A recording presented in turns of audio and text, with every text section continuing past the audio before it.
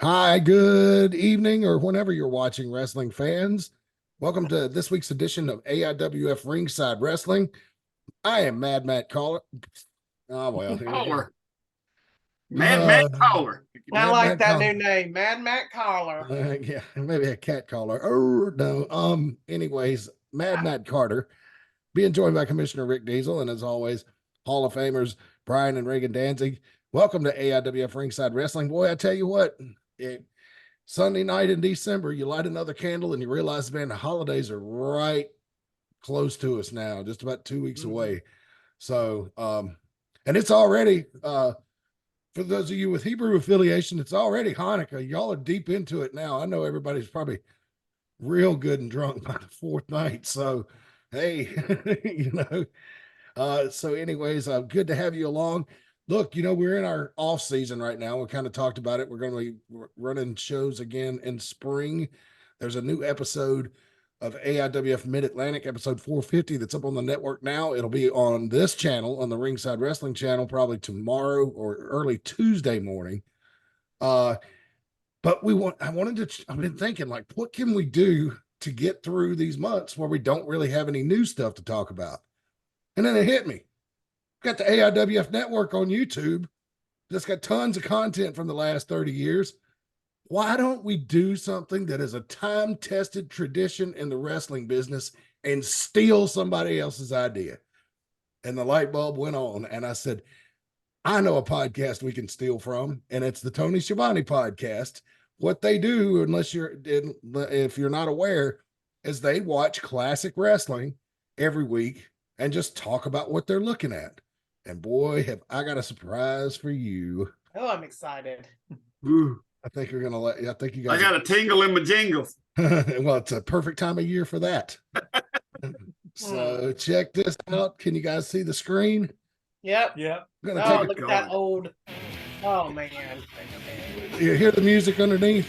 Yes. Do you know that I had to pull a copyright on somebody for that one time? I don't know if y'all was around, but Brian might have been around for that. Like who made that?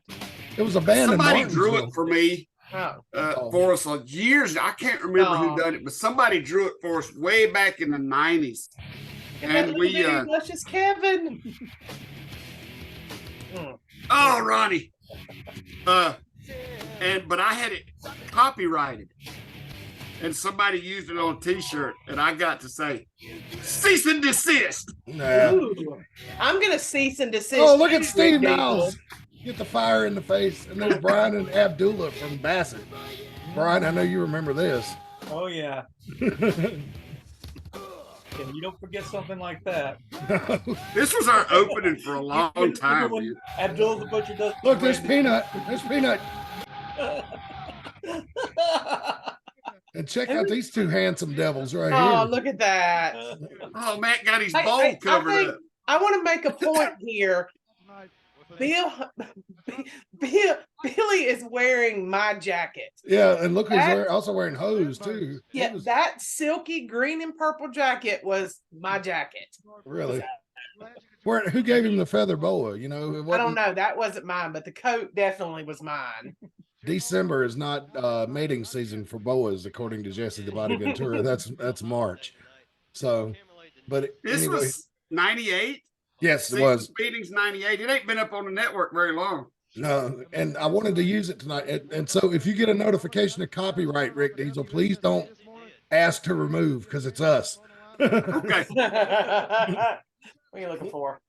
Yeah, so hold on a second. I got to mute my child. Okay. So anyway, I just thought we'd start off with this. We're looking at the intro. I'm going to bring down the sound a little bit so we can just talk over it. But we're going. Brian's going to get the switch. I'm going to tell you, if I hear "Where Are My Headphones" once a day, I hear it 100. Oh yeah. Where are my headphones? Well, it was easier when we were kids because our headphones had to be tethered to something. The wireless ones. Yeah. Just leave them anywhere. And there was usually attached to a stereo system that you couldn't pick up. Yeah, and you couldn't get no more than 5 feet away from it either. Excuse me. I'll tell you, speaking of stuff tethered, I remember, I'm sure y'all don't, but I remember when remote controls was wired to the VCR. We had I've seen those. I've seen those. First one I ever had, it had a wire that would stretch halfway across the room. That Jacob. Referee Jacob. Oh, Y'all remember that night we had that party in Stewart and Don Carson shot Jacob with a paintball gun at close range? Y'all that remember was came along. it? I do remember Jacob being pistol whipped. No, Oh. he was the one that pistol whipped. Oh, he pistol whipped Yeah. somebody. Yeah. Yeah. Look at that. There's Robbie Evil. Oh my God. No, that's That's Robbie. That- You couldn't tell Havoc and Robbie No, it is apart for a Robbie. while. You're right. Yeah, this is we had an issue with the lights. The video is actually still rolling. Hey, but Reagan, if you guys could watch the comments, if anybody wants to chime in on our Facebook Live and ask any questions about this show or any memories we have of it, we're going to talk through those as we work through the show, of course. But love this idea. But this event was held at Bassett High School, and normally when we ran Bassett, we ran at the community center, but we ran Seasons Beatings '97 at the high school, and it was such a success, Rick Diesel, we decided to go back again. Yeah, and the '97 is the first year we used the little house concept, wasn't it? Yes, The yes, entranceway, but the year before it was up on the stage, so you come out on the porch and kind of walk down. This year we just had the house. Yeah. But '97 was a huge crowd. Now you see the Bassett High School on each side. Now I'm gonna be honest about attendance numbers, which I know is rare in wrestling, but just bear with me. This behind the camera, we kept closed off. We wanted to keep everybody on one side, but that side at full capacity, those bleachers will seat 1,500 people, and so they look like you look at the wide shot and you see a lot of empty space. But there was a ton of people there, especially in '97. '97 was bigger than this crowd. Well, and this was a big crowd for, just independent wrestling with no name. Oh, there's I think we had one name on this show. There we are, sitting on the. Yeah, and Annie, look at us. There we're sitting on the. I didn't even know y'all were at this show. Is this where I get smacked by Don Carson? I can't remember. I don't know. Maybe. Yeah, Rick But Diesel, this right here, like I said, for an indie crowd with no names or just one name, this was pretty good crowd. Yeah. Oh yeah, y'all always. That was what kept us coming back in the beginning. Is like, we started coming and we were just blown away with not only like the wrestling and stuff, but like how many people were always there. Like it was always huge amount of crowd. Yeah. Or like you said, going to a show where I didn't know anybody. Like we went to one show and Ricky was on it. That was like the first one. But other than that, like, And this is one, Buddy Landell was on this show. Yes, he is. Jim and I right there with the Mohawk against Robbie Evil to start us off with referee Jacob and Terminator X lurking on the outside. But yeah, but you know what was weird though is like we were on Cable 6 for all that time, and we've all got great memories of Cable 6. But man, when we went over to WSSV Channel 57, Cable Channel 5, that was an over-the-air station. And I think that increased our audience by a lot because we had a lot of people coming up from Reedsville and stuff like that to the shows. And we always did pretty well when we ran down there.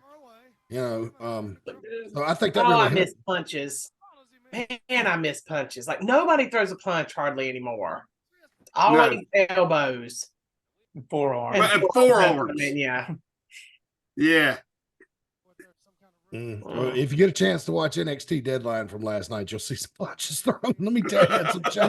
We did watch the first hour of AEW Wednesday. You got through the first hour, okay? Well, we recorded the rest of it, but we just haven't had a chance. The first, the first match was terrible, but the second match was really good. Who was it? It was I don't have a memory. It's terrible. It's terrible. I can remember stuff from 25 years ago but I can't remember things from 3 days ago. Yeah, that's the way. Welcome to old age. Yeah, that's part of it.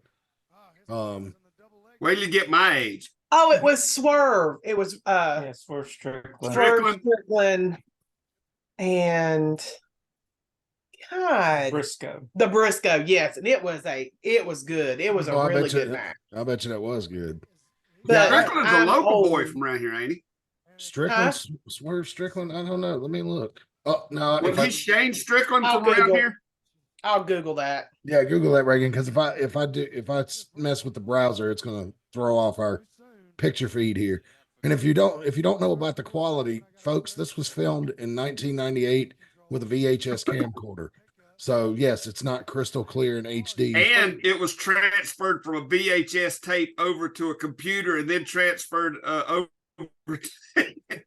to a external hard drive and then loaded up on YouTube.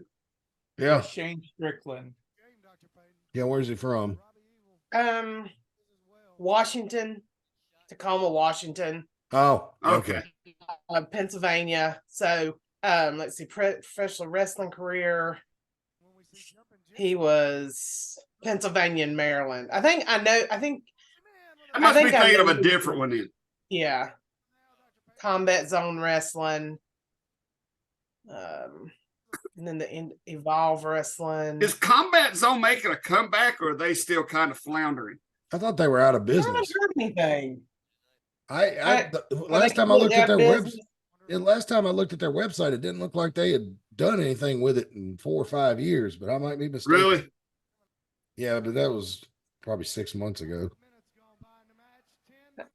So it seemed like I can't remember. It seemed like I've seen somebody talking about them here recently, but I'm not really sure. But I seem like I remember that they were floundering for. Is that that's Red Butch Scorpion? Steel and Scorpion, Red yeah. Steel. And they're beating up Oh my Robbie Evil. gosh. Terminator X, he doesn't care about Robbie Evil. Him and Jim and I just leave. Come on, man, this ain't got nothing to do with us. Yeah. But look at him. He's looking back like, I don't know, that's a fight and I'm not in it. I'm kind of wishing I was in it. Well, he was saving his strength. He was going to be in a three-way match with freaking Chains and Buddy Landell inside a steel cage later. So for the AIWF title, I don't remember what Buddy Landell said when he came on the television show that morning, but I remember we were worried we were going to get thrown off because when people would call and mess with him, Buddy was a really sharp cookie and really quick. Yeah. And I mean, quick-witted. He was quick in the ring too. But I remember thinking, man, if they let us come back next Saturday, I'll be surprised. But Buddy was always a fun guy to be around. Sometimes he He was. I had a didn't. strange I was smell, but when we first started watching Smoky Mountain. He was on there, and he was fantastic when with his promos and everything. Like they were really good. He was fresh off of Smoky Mountain when he first worked for us because this was the second or third show he had worked for us. yeah. The first one was in Mount Airy when he had that cast on his arm. Yeah, I remember that. I remember that too, just by watching. I got sneeze. I miss run-ins like that. Did Big Big Don Don have had handcuffs? Yes, Yeah. he did, buddy. I don't know if he Hey. could have legally used those. I don't know either, but I don't he either. certainly knew how to keep our rowdy fans in check back in the day. Yes, he did. Yes, he did.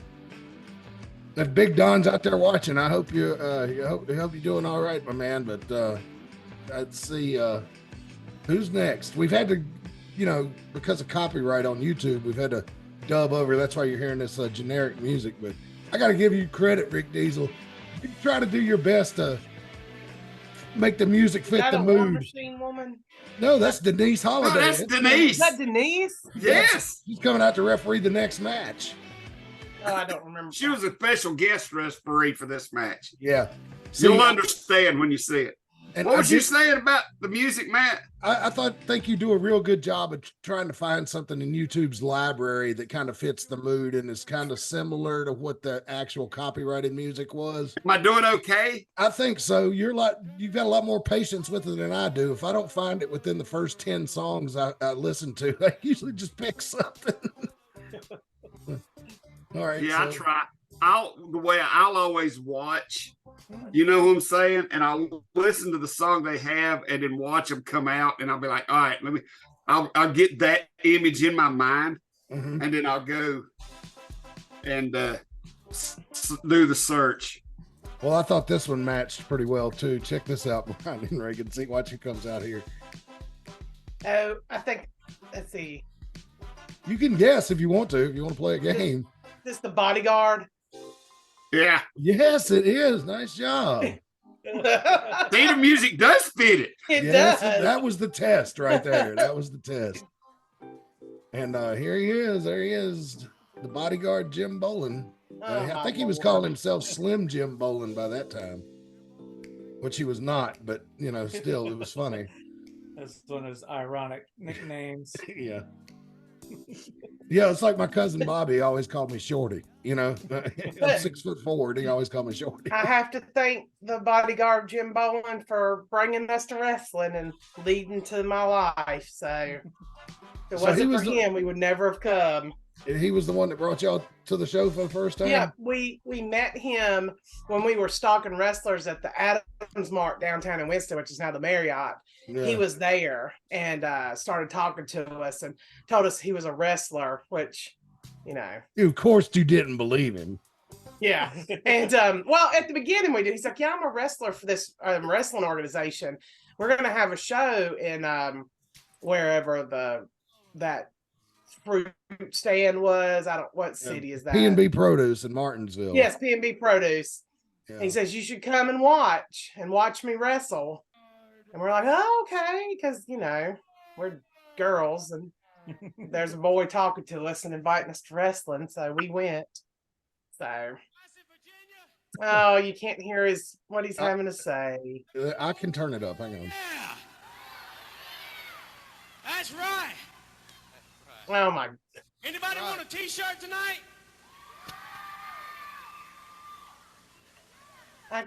This is not what I remember him looking like. God, he manhandled that shirt. Here, I'm taking a picture because I'm sending it. Tell me I'm how sending you it to my want it. friend chat.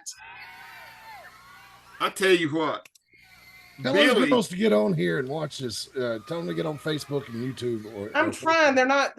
I'm trying to get them to. They're not talking to me yet. Huh? Oh, Billy was classic in his Oh my commentary. Man, God. him and Matt were a dream team. Squirreling. Mhm. He spoke of squirreling. this is It was really weird because we were able to play off each other so How you easily. doing tonight, you know? Yes. You doing good? You limber? Oh yeah, that was the best. Not saying what we have is not good now, but that was the best commentating team Back at the pizza we've Hut in ever College, had was everybody Matt comes and down, Billy. right? Mhm. Legendary. They was legendary. I'll be That's crying right. for this. Also, bodyguard.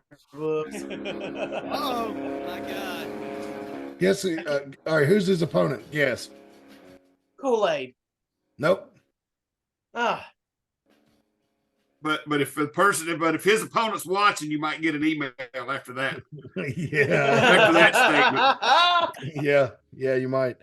But anyway, folks, for those of you just joining us, Peanut's pissed off at He not somebody. being forceful, boy. Get out Get over there. away. Look at that. Who's that guy? Bill Holiday. Yeah. Respect my authority. Yeah. And he wore that shirt all the time back in those days.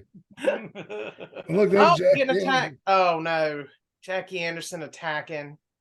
That evil Jackie Anderson. Oh, Mhm. rolling him in for that easy 1, 2, 3. Or is it?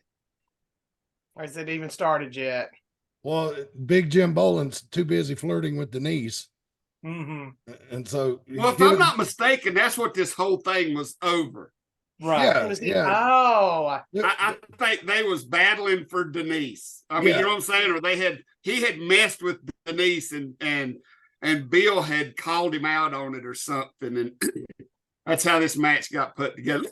And we Spear. say it a bunch on the commentary. So when you watch it on the network, you're going to hear us repeatedly talk about how now these are not trained wrestlers now, mind you. This is just, Yeah. this is just a fight. I would Yes. classify this as a wrestling match. But Yeah, I think the bodyguard telling us that he was a wrestler was an overstatement of his abilities. yeah, he had a role on a show with a wrestling ring involved. I'll say that much. He was Good. a good manager, though. Yes, kept he He was. was, crowd. and he was entertaining, and people really loved to hate him. Like he did he was really good at that Mhm. and running that mouth. Yeah, he was a good talker, no doubt about it. And he threw a couple of good parties that I went to. I'll tell you what, lots of fun. So good for I'm not him. going to say anything. Well, I can't say anything on the air about some of these parties, but it might in proper office setting. Well, next show. the history with him was up and down for a lot of people. We all know that. Yeah. Mhm. Well, yeah. I'm not even going to get into that. Let's just focus on the podcast. No, we're going to enjoy this moment. Oh Lord, look at that leg drop. Look at the T-shirt Jackie Anderson was wearing back then, the old AIWF logo with the barbed wire around it. Remember that? It was on the front and the Mhm. back. Yeah. I wore that shirt until it fell apart. And I wore it out long before I got too fat to fit in it. I love that shirt. As you can see, Jim Bolin in control right now. And for those of you who are wondering what in the world is going on, this is AIWF Ringside Wrestling for December 10th, 2023. And we are looking at a match that took place. Let's see. Let me get the old handy dandy calculator out here. And Well, I've been together 1998. 23 years, so 25 years ago. so this is the 25th anniversary.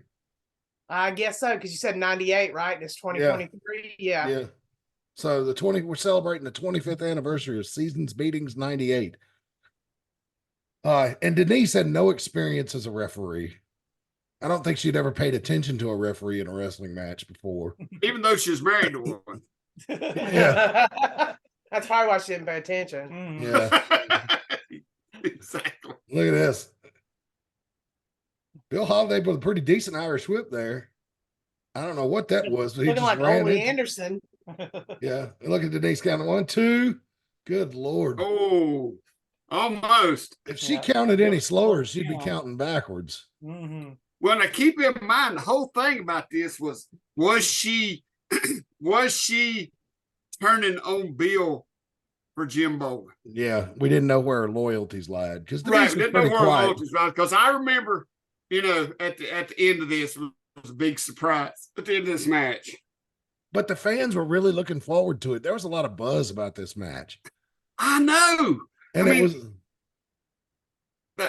that we talked a lot about it. The fans, it was typical betrayal and drama. You know what I'm saying? yep. Mhm. They wasn't the greatest wrestling, but the storyline was really good. Yeah, it was really salacious, and people really like that kind of stuff. Especially our fans. I mean, we definitely got a lot of the Jerry Springer crowd. And Back then we did. yeah, I think we need more of that now. yeah. Nobody Yeah. listens to me. Personal issues draw money, Booker, man. Yes. Look at the difference. Men's and women's. Yes. Personal issues draw money. I mean, you look at the TV ratings for our two major national wrestling companies right now. One has some good matches and dream matches and some bad matches, right? The other one has a bunch of matches, but tells a lot of stories and is at a slow burn. Which one gets the most viewers? The one that's 50 years older, of course, but still, personal issues draw money. That's what Jerry I do Jarrett said. agree. I agree that you've got to have that soap opera part of professional wrestling. Or we But at we least all also know. We all also know how hard that is. Back then, it was a lot easier on us because our guys were loyal to us. They would just stay every show they were there, and Yeah. it was so easy to tell storylines. And now guys float back and forth between companies so much it's hard to tell storylines. it is. You have to just keep using the same people over and over with your stories, and that's hard to do. And then you also have to think, like, back then the internet was just, I mean, it had been around, but it was just starting to get popular. Like, Yeah. just starting. Oh man, And- our message board every night of the week back in these Oh my days God, that was message board. woo straight fire. I'm a mark. That was my handle for that. I'm a mark. Oh my Oh, gosh. that message board. God, You almighty. couldn't get a message board going now if you tried, could you? You know, Well, Somebody you- talk they're, on they're, Facebook. they're obsolete with social media. You know, Well, you don't. they have Discord. So it's almost like it's almost like the message board has been reinvented. It's like people forgot what a message board was and think Watch. Denise just took a chain out of her shirt. Watch this. Wham! Hits Jim Bone. Go ahead with the look at stunner. There we go. 1, 2, 3. And Jackie Anderson can't believe it. I can't tell. Oh man, what's going on? What? Oh my gosh. Oh, Jackie, bless your heart, buddy.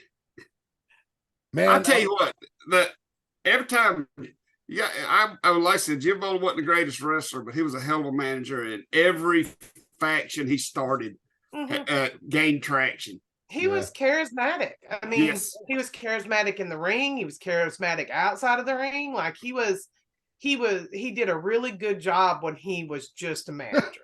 and Denise nails Jackie in the balls. Yeah, but the weird thing about this was, I think if I remember right, yeah, she leaves without Bill. Bill's still writhing around in the ring, and you know, Really still didn't quite know. Mm-hmm. Well, I couldn't tell if she got Jackie any stars or his bars.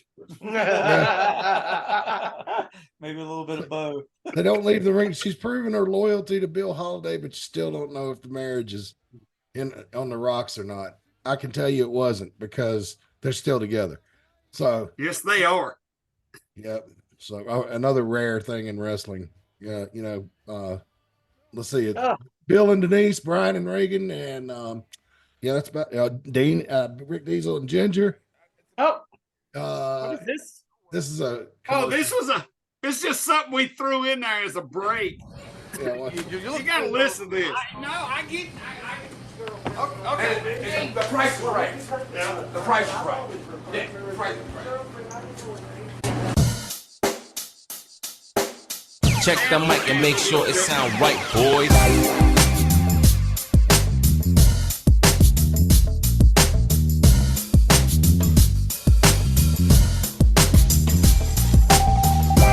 I don't still do anything for a camera. Oh, yeah. whatever's good for the network. That was my wig, and those bastards stole it from me that day. Christine says that Mickey Fulp has to be kin to Jackie somewhere down the line. I can see that. I can see the similarities. Yeah, absolutely. Yeah, good call, Chris. I didn't even think about that. Mickey's about old enough to have been, just Jackie was coming through the time about Mhm. Yeah, might have been one of the times Jackie was in Puff Town. it might have Puff been. Jackie called it. Oh, there he is, the Red Scorpion. Red Scorpion. And Or Sergeant maybe, Steele. I think maybe I think just at that a, point he was the Scorpion. Just the scorpion. Yeah. Yeah, that's I think after the once he match. lost the mask, he was no longer red. Well, I thought maybe he was the red scorpion because he had red hair. No, he was the Red Scorpion. He had a red mask. Yeah. When he, What's that guy? Who was that guy? That's That's little which one? the No, the fan. guy Butch Steele's getting into it with. I remember him. That's little David. Yeah, that's little David. That's right. Wait, let's see. Where are we at again? God, can't see us. Bassett. Oh, you mean you guys? I don't see you guys over there. You might have got up. We're sitting on the we're sitting under the rails. There. at the Best very- thing is every time you say that, I'll point at the TV like I'm trying to show it to you. I'm the only person in the room. I was too. Isn't that crazy? The technology is so good with this. We're all three in different cities. I'm in Concord, Brian and Reagan. Y'all are in Clemens, right?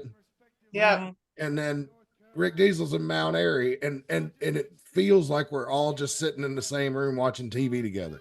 Yeah, exactly. It's really cool. That's how far it's come since this show. Yes. What happened to little David? I used to talk to little David pretty regular until I left Martinsville. I'd see We him at actually the brought racetrack him all on the show a couple of times up there. Yeah. Oh, Peanut. Yeah. Well, Bless him. Peanut used to call me after his father Oh. passed away. He moved. Woo, I was worried I wasn't gonna get to see Kool-Aid tonight. All right, now watch this. All right, they got candy for the kids, but I want you to watch the malicious way the good old boy throws this candy out to these kids. It's like, I don't know. I think Johnny Reb puts the Confederate flag down. And then watch this. I wouldn't trust candy from them. Watch how they do this. This is very, very aggressive. I noticed when I was doing film study for this. Look, that's not so bad. look at good old boy. Watch it. Here, you little bastards.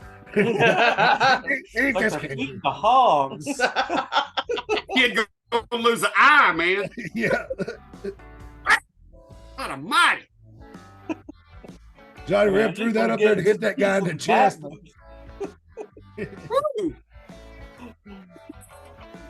And there I was think Butch Steele's actually impressed by the aggressiveness they're throwing that candy out. They don't hand it to nobody on the front row. No. You got to work for it. yeah, we want you little bastards to fight for this. You on the front row. That's your treat. Yeah. They oh my God. Poor old janitors after this night was over with. Oh yeah, I know. But Buford Beaumont's at ringside with Lady Annabelle. I can't remember. I think that's what I Lady Godiva. No, God, what was Lady it? Annabelle. I think it's Annabelle. Was Yeah. it Lady Annabelle? Yeah, I think so. Well, Reagan, you got to see the good old boy, but you know you're not going to get to see him wrestle in this match. That's a shame. But I do want everybody to take a good look at the good old boy there. And remember all the times we've talked about the time I got drugged behind a truck, and that was the guy that dived on top of me. So when I say every time that we have talked about how I thought I was going to die that night, you see why.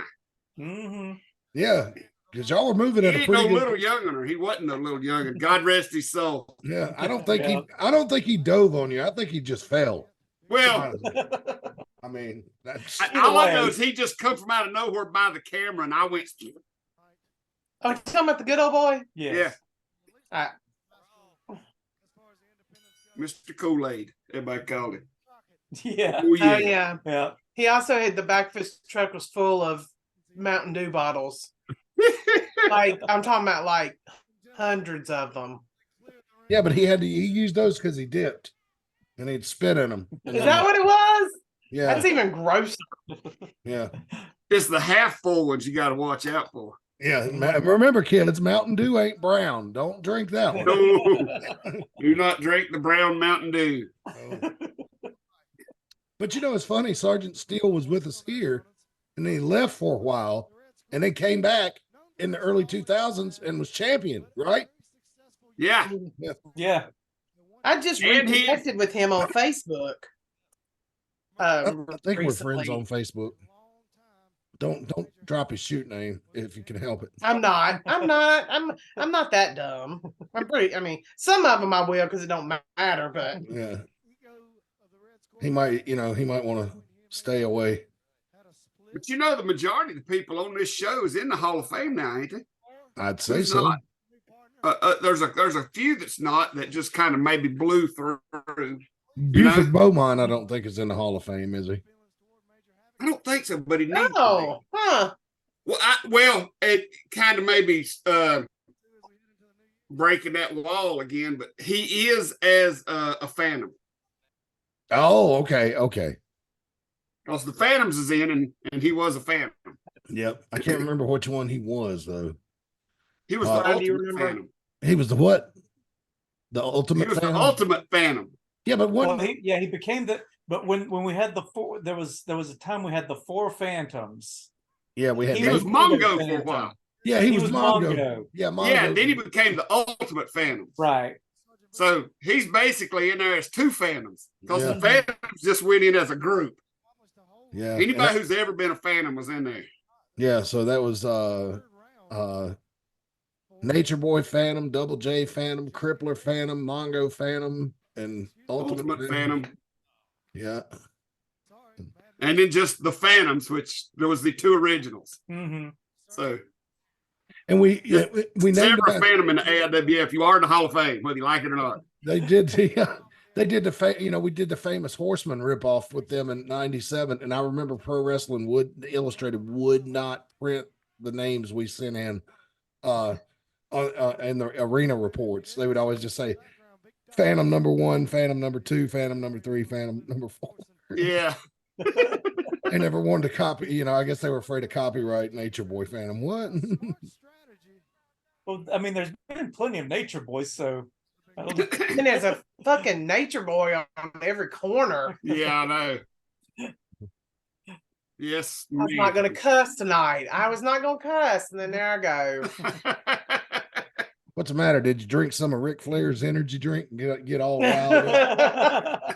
Oh my gosh. Oh, did you hear the controversy over that where they're saying they're not paying Flair, but Yeah, Tony Khan shouldn't have said that, man. I mean, what did he say? I missed this.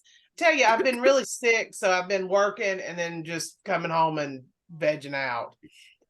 Yeah, Tony Khan said something to the effect of, with the way the energy drink concept is set up, like we're not really paying Ric Flair, the energy drink is paying us, or something like that. Something that he really didn't need to say.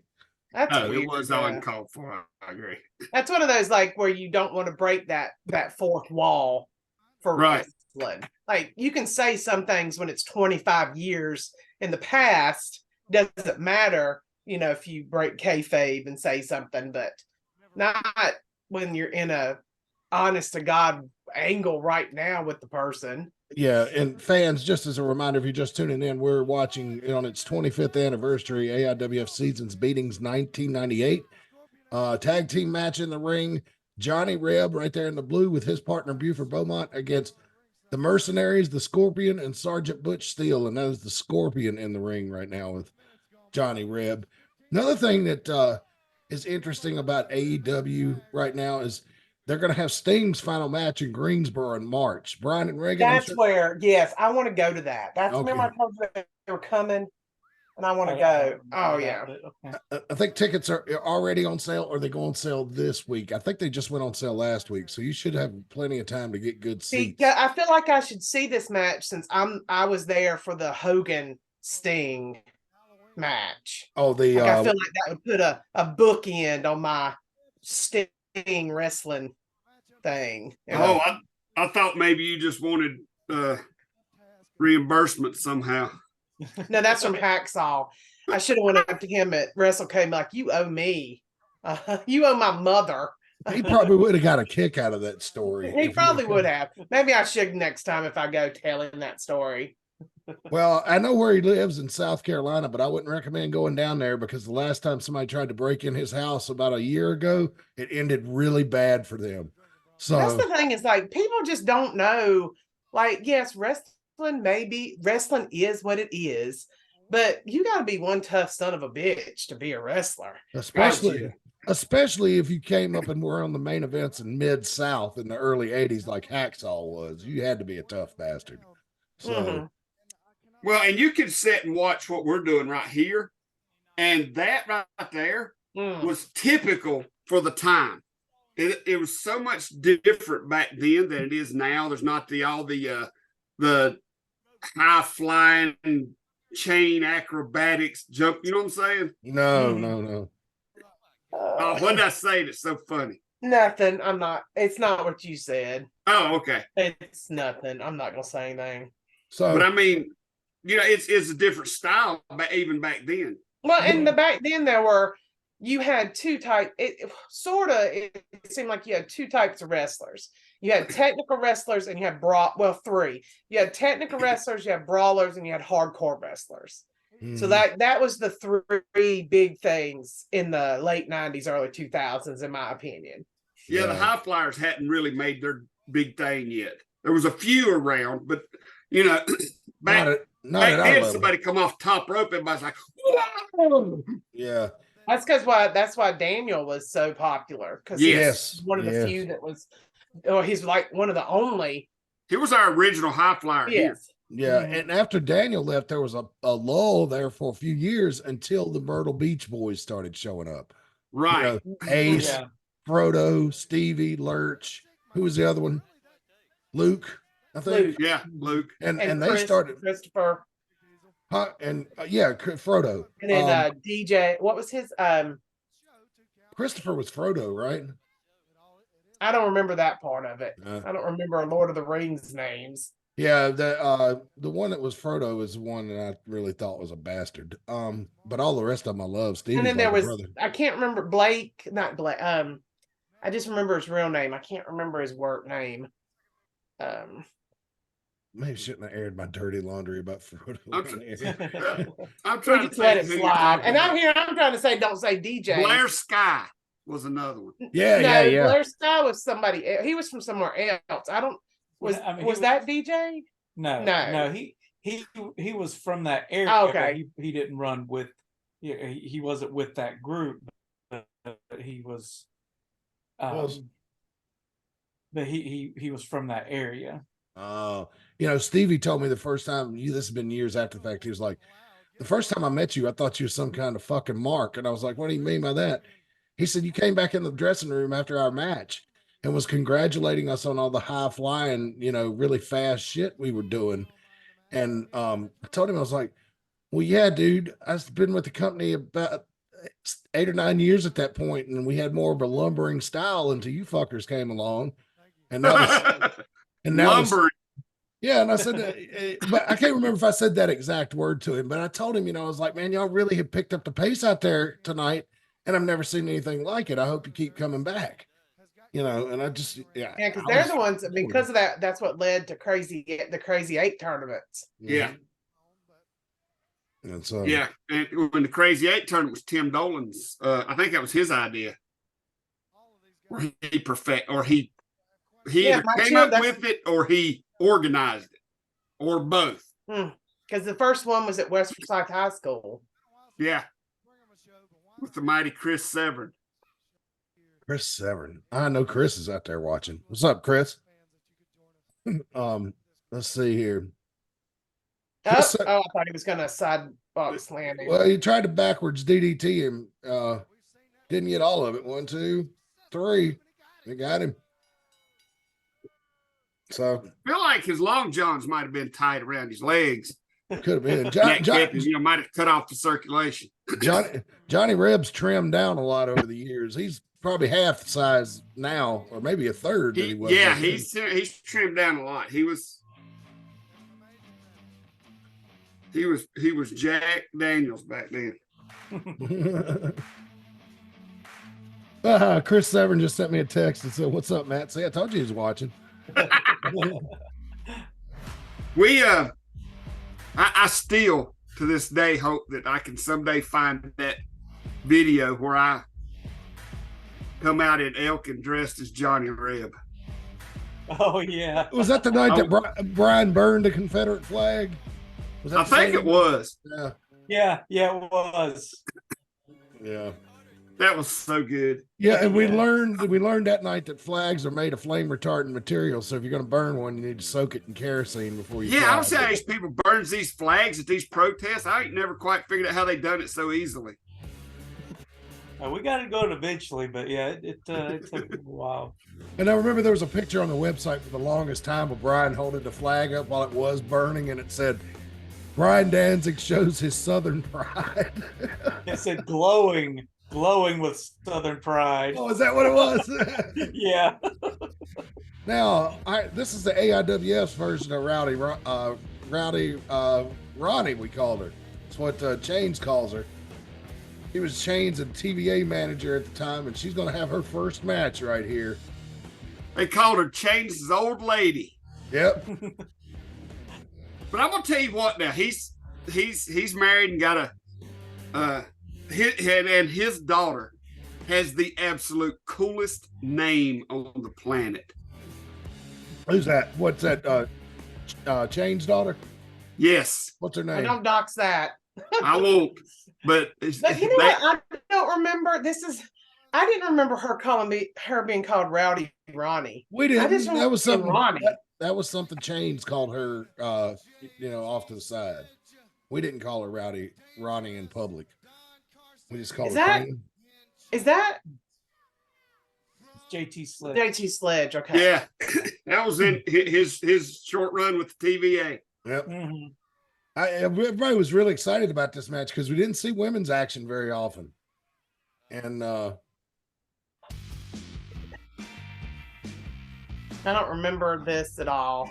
in her time with the AIWF, Ronnie put in a good word with a couple of girls for me that really paid off. So I'm always in her debt for that. And also she had some of the stickiest of the icky, if you know what I mean. And shoo, man. Well, I'm gonna tell you what. She was tough as a goddamn bag of freaking 12, Yes, 20 she penny was. nails, too. She boy. was. And here's Ms. Harley along Yeah. with Easy Rider. God bless him. I forgot about her. Yeah. I miss him, too. Yeah, he was great. Yeah. He was one of those guys who, just to look at him, you would think was pure evil. I mean, he just had this very intimidating look, but he was one of the nicest guys. He was so Huge, nice. everyone Super, meet. super nice. And a pro. And quiet. Yeah. I mean, you know what I'm saying? Mm-hmm. He was a pro too, man. He, Yeah. whatever he did, whatever needed to be done, you could count on him. Yeah. I do want to say, I hope everybody in Tennessee that's involved with us or in Tennessee is okay after last night's storms. Oh, they had Yeah. bad storms. God, yeah. Yeah, they had terrible tornadoes. Oh God. Well, I hope everybody's all right. Yeah, I seen pictures of that. It was up above north of Nashville. So there is a chance that we do have affiliates in that area. So our well wishes go out to everybody that's affiliated with AIWF in that area. Yeah, I absolutely. forgot about Miss Harley completely. Look at that sweater. Look at Matt. Now keep in mind. Now, Matt didn't get in the ring to announce the other matches. Matt, did you purposely buy sweaters that look like that, or were those just in style then? No, they were gifted to me, and that was the closest thing that I had to a Christmas sweater, and I was doing ugly Christmas sweaters before it was even a thing.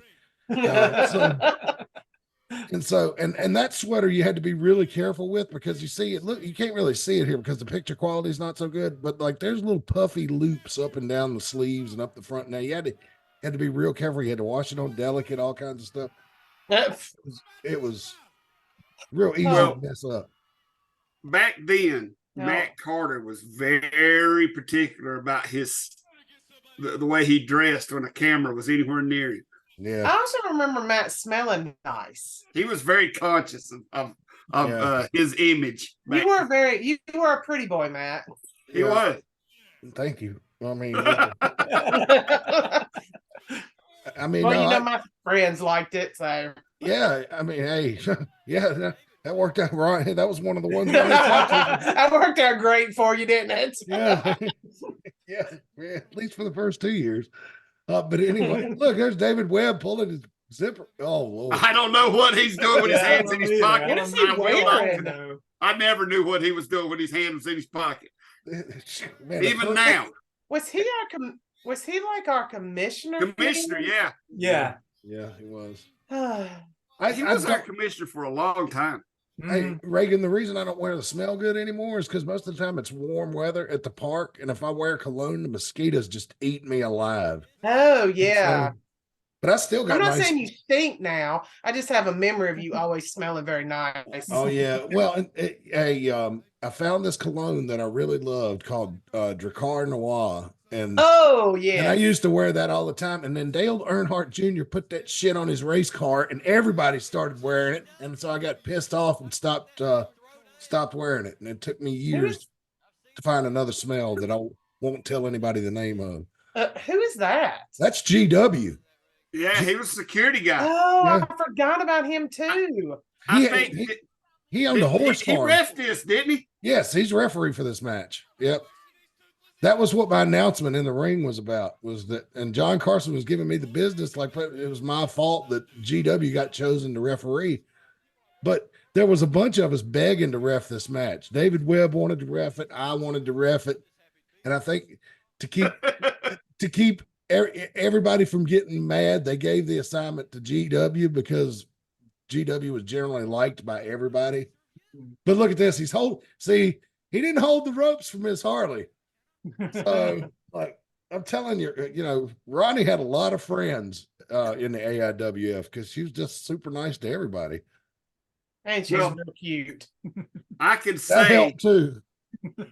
I could say, from firsthand experience, old Ronnie would set a fire in your nether regions. Yes, she would. She would. She For tried to. all people involved, yes. Yeah, literally for me. Well, she's tried to stick a pointy broomstick up my ass at Fright Night just a couple months before then. I believe I kidnapped her once. I think Yeah. There's a Yeah. picture somewhere of me dragging her off. Yeah. But another thing that not many people know that, if you didn't hang around Ronnie and Chains and talk to him a lot, but like she was really super highly intelligent. I think that's why her and Chains got along, because Chains, believe it or not, as big and brooding, as dangerous as he looked at, is one of the smartest people I've ever met. I mean, super highly intelligent. Now he'll kick your ass if you step to him the wrong way, but the man's a teacher, for God's sakes. So yeah, when I saw Axton, I was like, man, you look like your daddy. and the older Axton gets, the more he looks like him. Well, yeah, Did you know that during my endeavors of renumbering all the Mid Atlantic episodes, which I may be doing from now till doomsday, Yeah, to probably. get all that right, the mess I made myself, I've found matches from like 9 or 10 years ago where Axton, I found one match where Axton was working the guy who is now known as Wheeler Yuta. Oh yeah. What name did he They used to come up, to our Wheeler Yuta. Back then, he was Alex Kai. Alex Kai. A That's lot right. of our shows. I always wondered why he used that name, Alex Kai, when he was from South Carolina. But I'm just it's just one of those things that I always wondered about. And there, Look at that. That was the funniest. But it's just. That was counting the purpose right there, buddy. Yeah. I do not remember JT Sledge being in the TVA. He was in there for a little while. He fit in there like a square peg in a round hole. It didn't last very long. Yeah. I started with them. No. Mm-hmm. Yes, I started. It was like really short-lived, very short-lived. But there was a match, and I came out and turned on them, right? Or Yes. I got caught. That's the thing about the TVA. There was 3 or 4 members that actually fit in well with them. Yeah. And everybody else was just passerbys. Because I was in it for a while.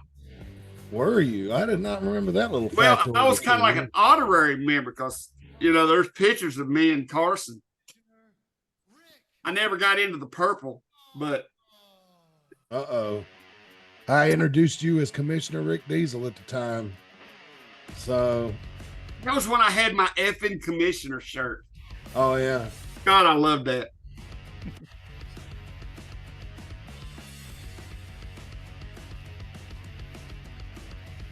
Peanut Shadow scary. I remember that shirt. I also remember that mullet. Good Lord, that mullet. You had proud of the that best thing. mullet of anybody I've ever seen. They called Let him me tell you how that thing, when I got out of the shower, that thing would hang almost down to my belt buckles. Well, let's listen to the comments. Are we all damn happy to be here or what? Well, me Is that Spear? super intelligent Yeah. Yep. commissioner that I am, I'm here to make a little statement because I can. I want to bring out, now, I got to take D-Nice, Lamont Steele, come on out to the ring, fellas. I got to talk. Aww. Oh, Now, boy. did that headset actually work, or was that just for the look? I think it worked.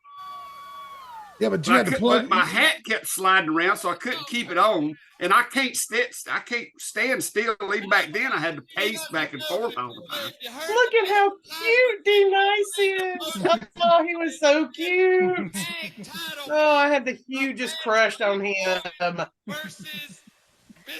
went through a lot of crushes there in the beginning. He was the filling in our cookie, buddy. We're gonna Nice. do, fellas, is sweep because he had to go out of town. So we're going to have an interesting match. You guys are members of the Bad Street Boys, am I not correct? That's right. Well, here's God, they were so popular back then. They were. They were legendary popular with us. They were very, very popular. It's like they had 4 members with Lamont. Yeah, Don't give me no lip. I wasn't talking about that part of his physique. just talking about his member. I know. Yeah. He brought the extra member. You lose Sweet Daddy's half the tag team title. Oh my God. He jumped over a rope one time near me and I thought it was going to poke my eyeball out. Hey, oh, and I got one more thing to say. The WWF and Vince McMahon can kiss my natural white butt because I don't care how many times they say Shawn Michaels is a commissioner, they're just copying us because I've done it first. Yeah, you had to turn the volume up, didn't you, Matt? Now we get a It lesson. seems like this is something Rick Diesel says all the time. Same thing coming out of his mouth and it's always true. So Well, we did Generation X before they had DX. I know JT Sledge is still hot about that to this day. But well, and we had And rightfully so. chains before their chains. yeah, but our chains is still wrestling and not in prison. So Oh, is that guy in prison? I think so. You might have to look that up. But I know Brian, what was he in TNA? I mean, in Smoky Mountain, Brian. they were the Bruise Brothers, weren't they? No, he wasn't a Bruise brother. He was his person. Oh, okay. I thought he was one of like Jacob and Eli Blue. Ooh, you know the ones. No, see he that? was- Look at that. look at them lasers. I know. Yeah. I forgot about our lasers back then. Hey, I had too until y'all just mentioned it. Brian Lee. No. Brian Lee. Oh, I it was just Brian Lee. got to it. Thank you, Chris Severn. Chris Severn's handing me notes through the text messages we're doing this show. We got to get Chris Severn on here. Is he at work and can't get on? He might be working. I don't know. Might be. Yeah. Oh, you know what though? Don Carson is the one that taught Rick. God damn it, I can't talk tonight. To let me wrestle. Wait. Let's see. Oh my gosh. Oh. We gotta sell some. Oh, I forgot about that. I'm not gonna stop the video. I'm just gonna do There you go. the reads over top of him. I just wanted to pull the PowerPoint up to the other side. Let's listen to Don Carson real quick. Now, I'm not going to come out here and scream, rant, and rave, but I got a little issue I want to approach before we have this match. All right. The referee, Mr. I'm whining because I can't control my woman, Bill Holiday. Voiced an opinion the other day on the TV show up here that if the women around here would shut your mouths, get in that kitchen, take care of your man, take care of your business like you're supposed to. Take care of the things that you're supposed to take care of. Hey, watch your mouth. There they are. No woman, so you better be quiet. That's y'all. You're a man. It is. That's Vera right there. ain't That's it? Vera. Something to eat on his TV tray. Take care of him. Look, here's a man. I see Annie. Here's a woman. You serve that man like you're supposed to. I think he was talking to y'all. I'm pretty sure he was. I hear all these little children. Huh? Are you married? Huh? It's obvious why you got such a mouth on you. Ain't no man. You need to be put in your place. There's some heavy job. That's me. Yeah. You were my woman. I think he's going. Is this the smack? If you're, hey, She's giving him the rubber you net. shut I up. for If you were my woman, the first thing I would do is smack you. Oh, and he hit her. I got it on camera. That's the beginning of Pagan right there. Man, You sit there and you shut up. And you shut up. You're gonna get Oh my God, I'd forgotten all about you that. women. Don take Carson an just example. slapped a fan. Men, don't take it. Smack And the whole building's ready to riot now. Oh man. Yeah, man, they're staring daggers at him. Preaching the good Oh word. my God, that was. I'm so glad that that's what this I'm was. not in the Christmas. I was afraid it was going to be behind. I was afraid it's going to be behind that corner post. Oh wow, that's Rick awesome. Sledge I was letting him have it. I know you women want my package. So if there's a half-decent woman in the crowd with a full set of teeth, my car's on the side. He is so out of luck tonight, Matt. Oh my God. Talking to his neighbors, by the way. Yeah. What's so funny is that's so loud you could even hear me. Which is, Yeah, that was cool. oh my God, that's exciting. Yeah, I said my brilliant analysis after that. Don Carson just hit a fan. It might have been that. Yeah, I mean, Well, no, they never told me about any of that kind of stuff. You know, so I could get a natural reaction, and I didn't want to know either. You know? Yeah, we had that deal with Matt back then. Matt's like, don't, if you go do anything crazy, don't let me know because I want to have an actual reaction. Yeah, that's the way it should do it. I mean, Yeah. even Eric Bischoff says that on his podcast, and he ran a successful wrestling company for about 3 years. So, you know, hey. You times that by 10, it'd be us. Yeah. man, I miss Don. Yeah, well, I get to see him all the time. You do. You're gonna watch it. You're gonna watch the new one grow up in female form. Yep. 5 days a week. Because guess who the babysitter is? Here's the Biker Outlaws. Miss Harley. Oh, what was the one that came out with Iron Horse? Lady Ace. Lady Ace. I don't remember how they were related. Okay, so if Facebook was back then, their thing would have been it's complicated. Well, Yeah, I Lady remember Ace that. was married to somebody else at the time, right? Yeah. Yes, she was, Oh, but dot. It's complicated. It's complicated. Hang on a minute. Let me get the laundry basket so we can air this out. Oh boy. I mean, The Biker Outlaws is fan favorites here. Just something that I was not prepared for, and I don't think I ever got used to. As you can see, it's a pretty healthy crowd there. I mean, Yeah. Yeah. like, we drew almost as many that night as they did for basketball, at least for the home side. So I wish Iron Horse is for president, for president. Iron Horse is my daddy. Iron Horse is my daddy. He might be. I doubt it. They kind of look alike. Mhm. Which now both those gentlemen right there are no longer with us. Yeah. By the way. Yeah, I remember one night in Stewart, I had broken and dislocated my finger, and I was in the back. I mean, it was mangled, and I remember that. It's like over to one side, wasn't it? right, and Yeah. and everybody's like, Brian, you need to just go to the emergency room. But I hadn't wrestled yet. I got injured in Daniel's match, and I was like, maybe we could just put a popsicle stick on it, and everybody's trying to be like, no, Brian, you need to just go. You can't wrestle with that. But Big Jerry, Easy Rider, came up and looked.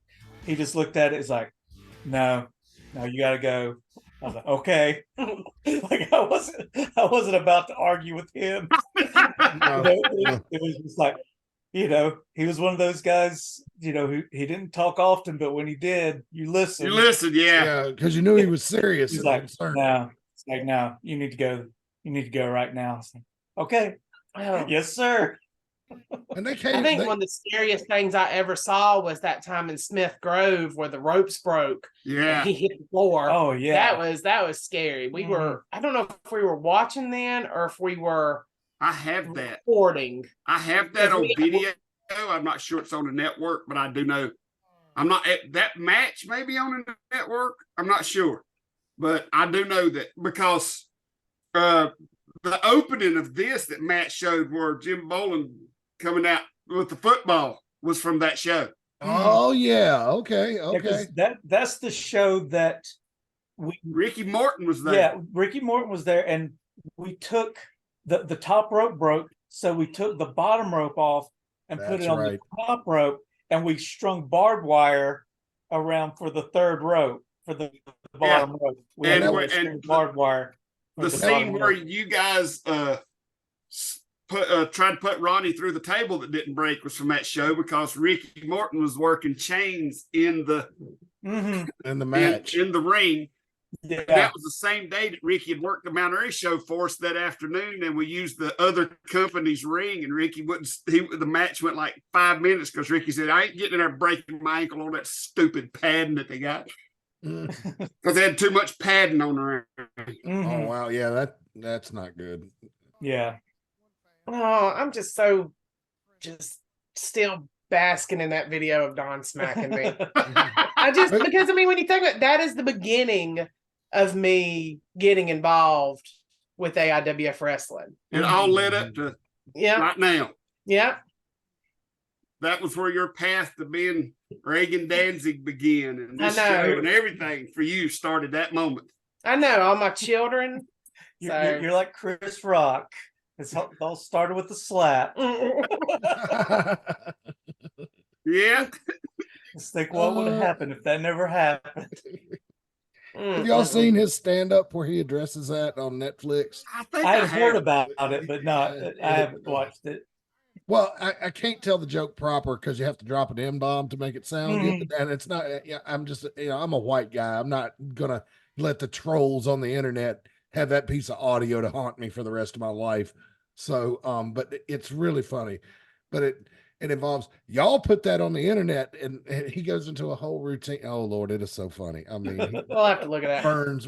David Webb. I wish is he in the Hall of Fame? No, but he needs to be. He does need to be. Yeah. And if he comes, I hope he still has his pressure washing stuff. Here's my thing. You'd be amazed how much he looks now like he does on this video. Yeah, it's funny. He's like Mark Wahlberg. You don't really age. Yeah. Or like Bobby Lashley. He's always looked 45. So For he catches up with you, and then he's looked 45 for the last 25 years. In his late 20s there. Yeah, I know. I'm thinking like this is 25 years ago. And I'm thinking about how old I am now. And I'm like, am I older now than Don Carson was there? Probably. So you might be. Yeah, Don Carson was another one of those guys who has looked like a middle-aged man since he was in his early 20s. Yeah. Don was in his 30s at this point, I believe. I believe he was. God almighty, then I'm getting old. 36 or 37. So speaking of mustache on him.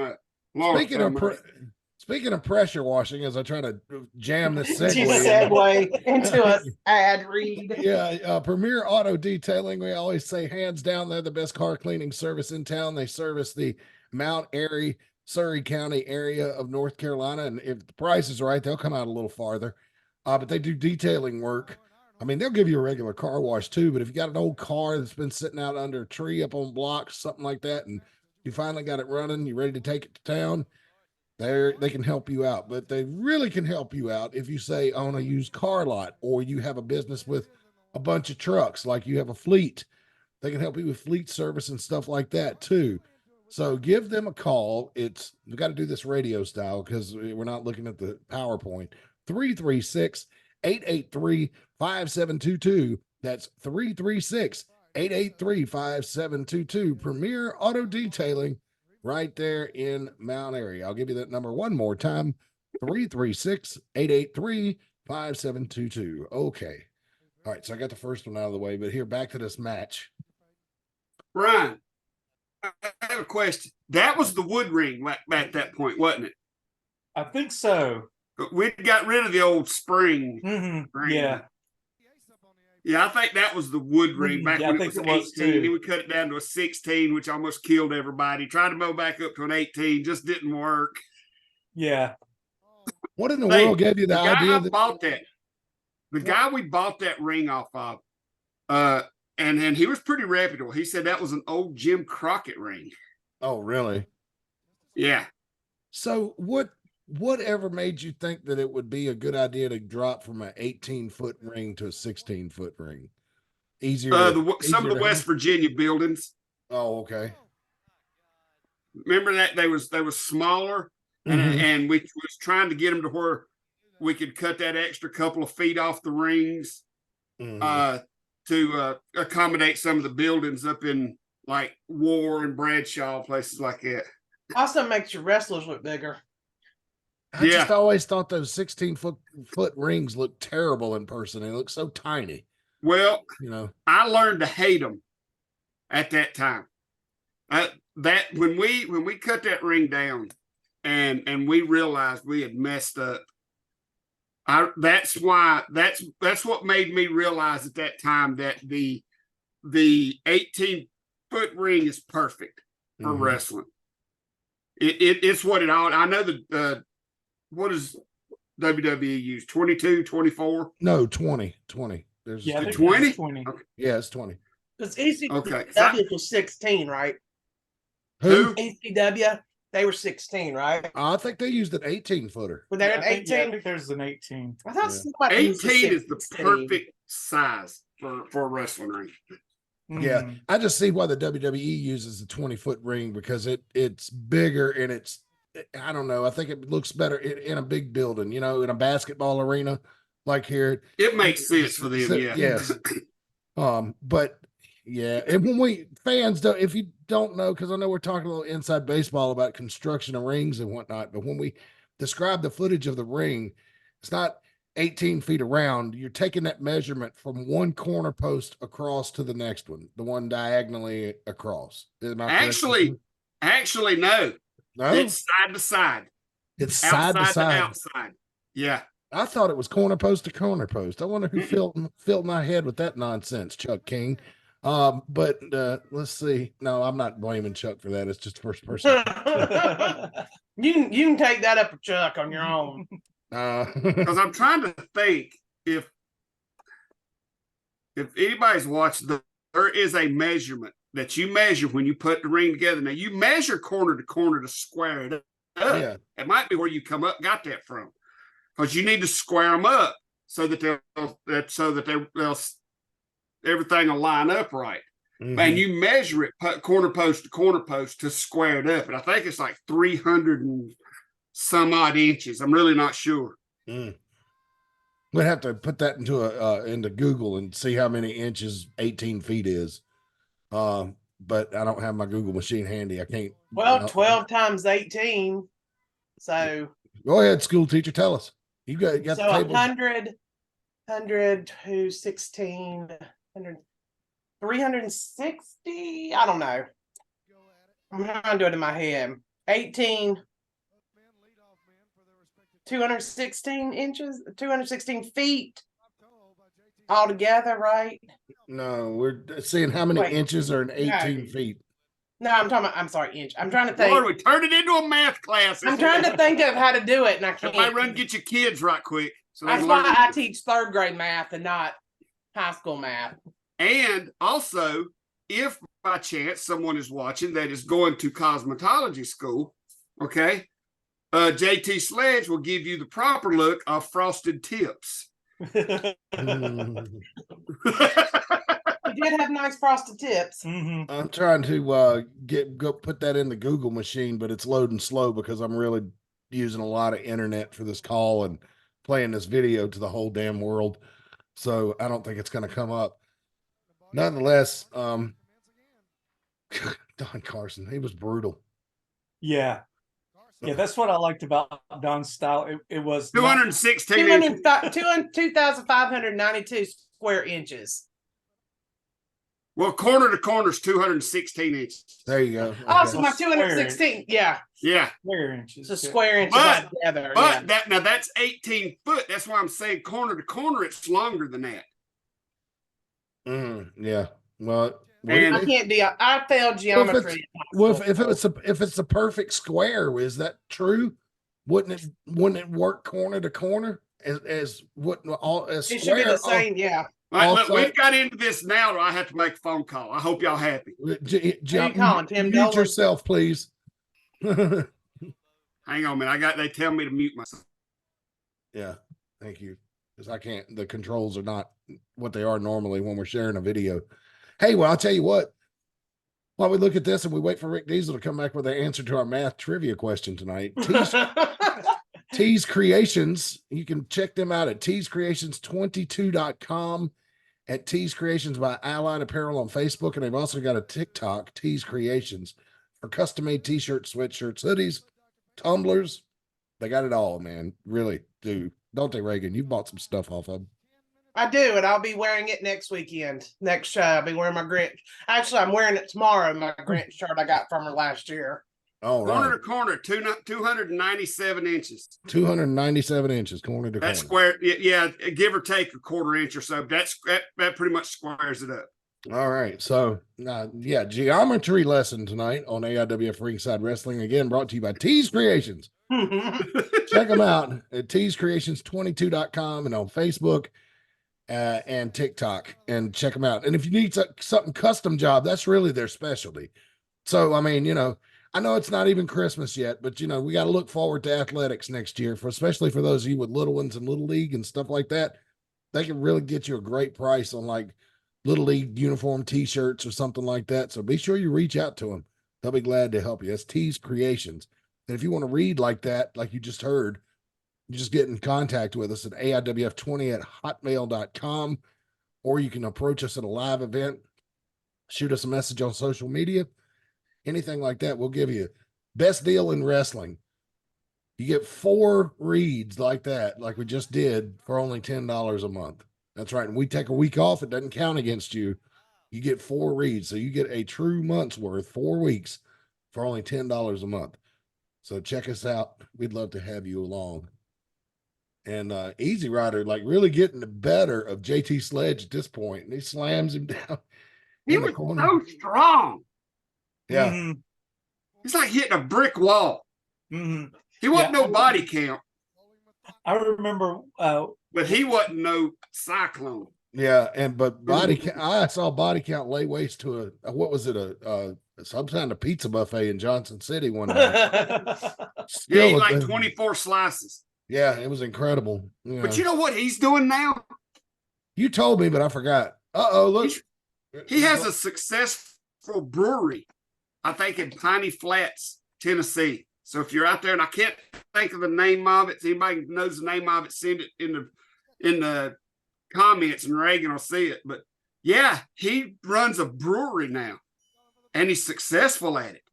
Ronnie was not exactly discreet about her use of the chair there. Never was. Got caught and got her team disqualified, but she was still smiling. So there must not have been a big difference between the winners and losers purse that night. Either that or she didn't care because Don cut her out of it. And she was like, hey, fuck you. I'm going to get you guys disqualified. She didn't care about nothing, which is exactly why she set my dick on fire like a freaking wick on a fuse on a firecracker. By the way.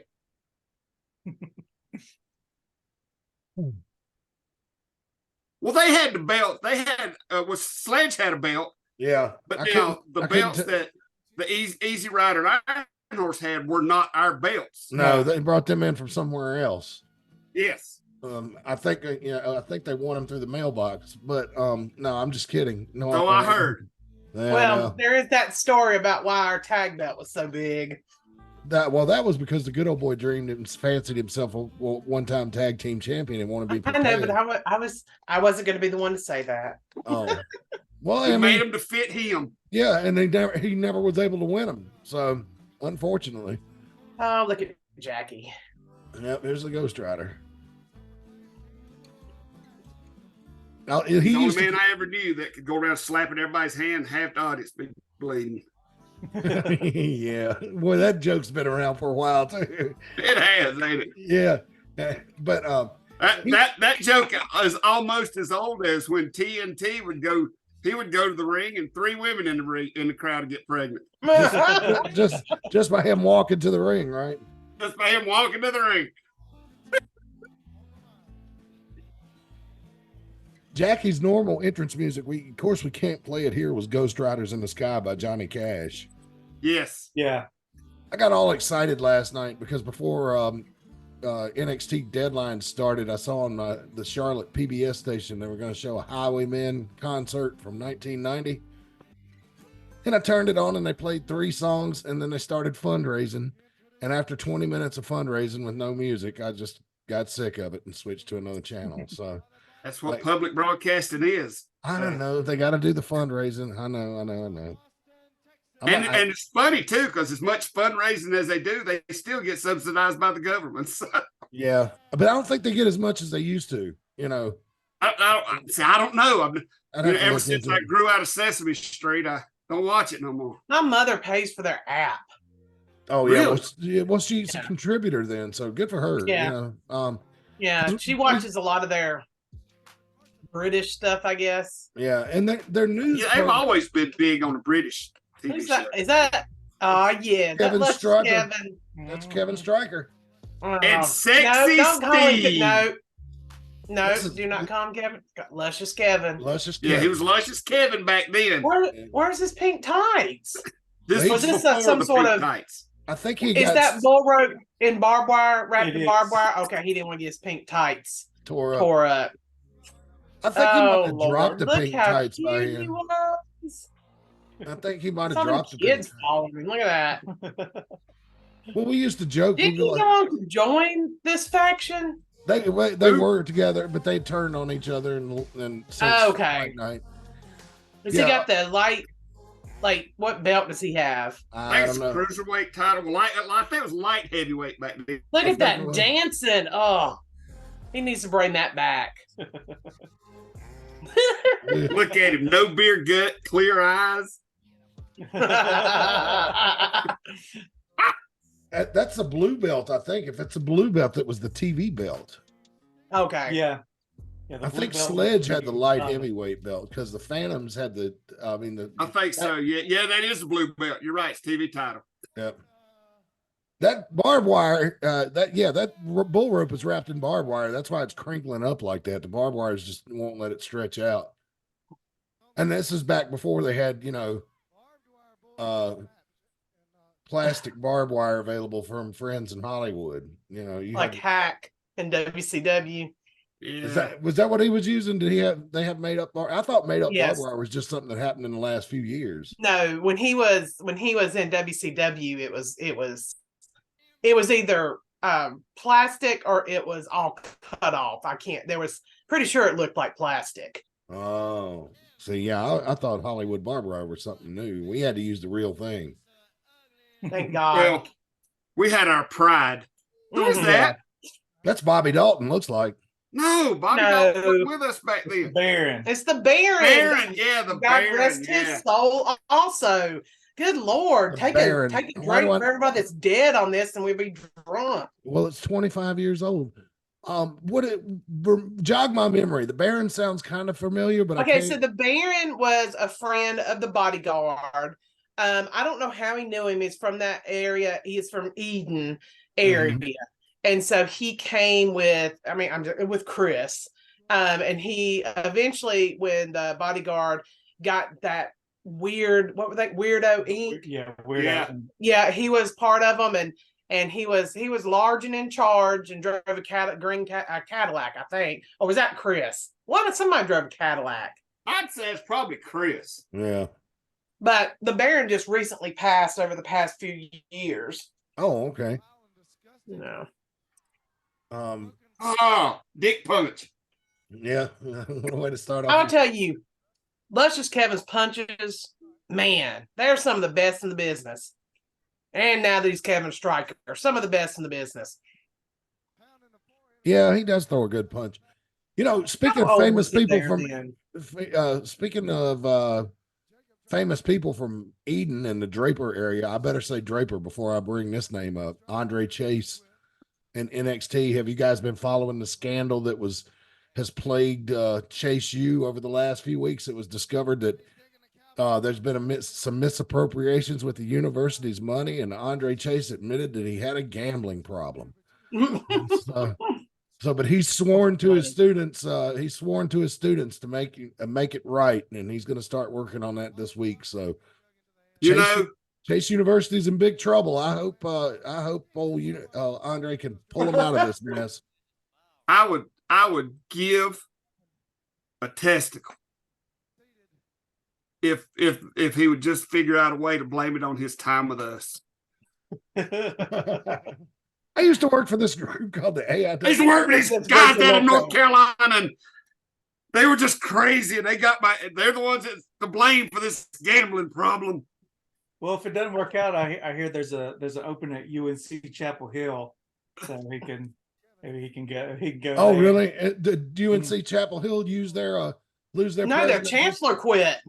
Oh, really? Was After he? 30 years, he's going to somewhere else because of a bunch of crap that's going on there. So Why did he allow students to threaten? Oh, no, I'm not going to get into this. You know, no, what it was happened, some those other. It was other okay. issues with the way North Carolina itself is run in the education area. So. But universities are just there's controversies everywhere surrounding them. It's like people's turning on them. Well, but they're condoning anti-Semitism and genocide. Some of these universities are. So fuck them. I mean, just there's other reasons. Just like this whole you don't need a degree. I mean, you know what I'm saying, to make a living thing. I mean, there's things you need a degree for, but there's trades that you can make just as much money as some of the things you do for degrees, and that's the big and the problem is it's too expensive. Yeah, it's prohibitively expensive for people, and so it's I'll put it to you like this. If you want to go, like my niece, she wants to be a physician, right? No way around it. You got to go to college, right? Right. But if mom and dad own a construction business and you're interested in that, then you don't need a college degree to learn that trade. This is not like everything. People need to work in all parts of the world. That's right. All part. Like I need somebody who works during the day at McDonald's. I need somebody who stocks at Walmart. You need every job there is. You need it.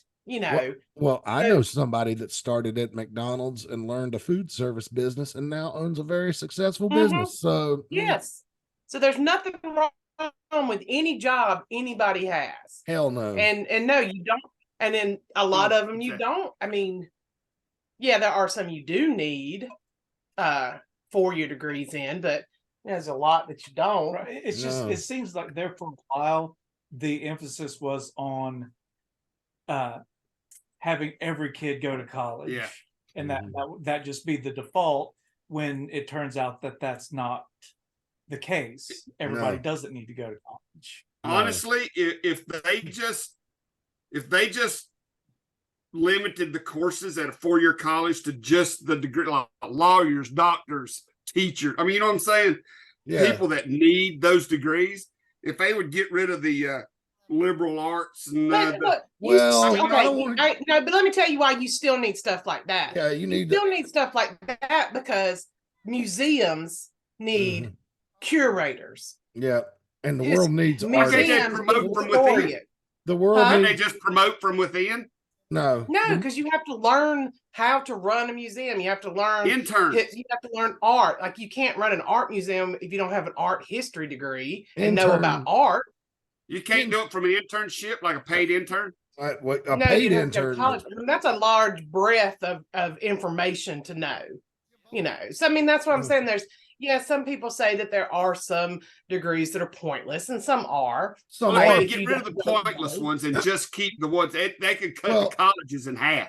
Here's the thing, though: what's pointless for one person is life changing for another. Take Danny McBride for example. Went to the School of the Arts in North Carolina in Winston-Salem, right, and got a liberal arts degree. Now, most people don't do anything with that, right? But he went to Hollywood and has made a successful career out of it. Right. So it was right for him, but he's probably one of out of 50 that actually had the talent to back up that degree. So Diedrich Baker went there too, who was in the Drew Carey show. Yeah. And was also in Napoleon Dynamite and Office Space. He also went. I did not know that. Yep. He went there also. Wow. Yeah. Well, Indiana Jones started out building sets. What? I mean, it's like, you mean Harrison Ford, the actor? Yeah, yes, he's a carpenter now. Yeah, he was a carpenter at the studios, and then somebody gave him an acting job. Yeah. So he didn't have to go to college for it. Nope. And he's one of the biggest stars on the planet. I'm And just saying, some people, there's some of them that's just not necessary. yeah. I mean, and not everybody that goes to schools like that work in front of the camera. Some of them work behind the camera. yeah. Well, too. I found out today Conan O'Brien has a degree from Harvard in U.S. history. Yeah. So, and he's a comedian. Yeah, a lot of comedian, like the Simpsons writing room is full of Harvard graduates. Yeah. Mm-hmm. Yeah. So is CBS Sports, believe it or not. A lot of their commentators look at their profiles on their website sometime. Gus Johnson, he's with Fox now. He used to be with CBS. He went to Harvard. So look, it just depends on your path in life, right? But if you want to go to college to get to further your education just because you want to keep learning, I would never discourage you from that. Just know that you're going to be saddled with a lot of student loan debt after you get out. Well, the thing is like, and this is a thing that comes across like with my shooting job and stuff when we talk about the way we teach math and stuff. It's not about the math computations. It's about learning the critical thinking skills that go along with solving mathematical equations. It's not always about 2 + 2 and how you get to 4, but it's that you're able to think through the different ways to solve those kinds of problems, and those lead directly into better critical thinking skills when you're an adult. Yep, I agree with that. There's my PSA. They've been saying. And mine is, I think we need a lot more plumbers than we do museum curators. We do. I agree with that. I think we need both. Because everybody's got a bath. Well, yeah, but Reagan, everybody's got a bathroom. Not everybody has, a room full of valuable art. Right. You know what I mean? Hey, when they stop up the toilet. I'm not saying that, but I'm saying it's both are valid things. Both are valid. They are. Yeah, they are valid, but my thing is we need more. My thing is there's so few jobs as a museum curator that they don't need 100 colleges teaching that. Mm-hmm. Yeah, they need to streamline it a little, because there's going to be all these kids going to pay all this money to get that degree and never be able to use it. And I think that's already happening. There's already people who are not. I mean, that's why. I mean, right now in North Carolina, like the people that are going to college is the lowest it's ever been, I believe, and because it's too expensive. Yeah. You don't know that you're going to be able to get a job with it. It's one of those things. You have to be smart. You have to know how far you have to go to get what you like. You can't just get a degree in psychology and expect to come out and do something in psychology. You have to make the grades to be able to either go on and get a master's or a PhD. But they don't charge you no less if you're 100th in the class, right? Nope. No, but you can't go on. Yeah. I mean, you can't. Wrestling. And that's the thing, is you have to be smart about what we're really getting off the topic. I know. I was gonna say, look at this big gash on Luscious Kevin's head right there. There here. you go. You know what he needs to stop that? A good plumber. Yeah, and we know. Yeah. He needs to put a bandana on that. They can help. They can help him. I know some people can help him. It's the people at Branch Management. Take a look at that and help him out. You can reach Branch Management. That's wintertime now, so they're kind of slowing down, but they do pressure washing, general contracting. If you still haven't gotten around to cleaning your gutters, probably ought to get on that. I mean, really, it's almost Christmas. But they offer talk to me about cleaning the canvas on our current ring after that hardcore match at the last show. Yeah. We might have to take a look at that before too long. Free estimates. You can reach Branch Management at 336-648-2487.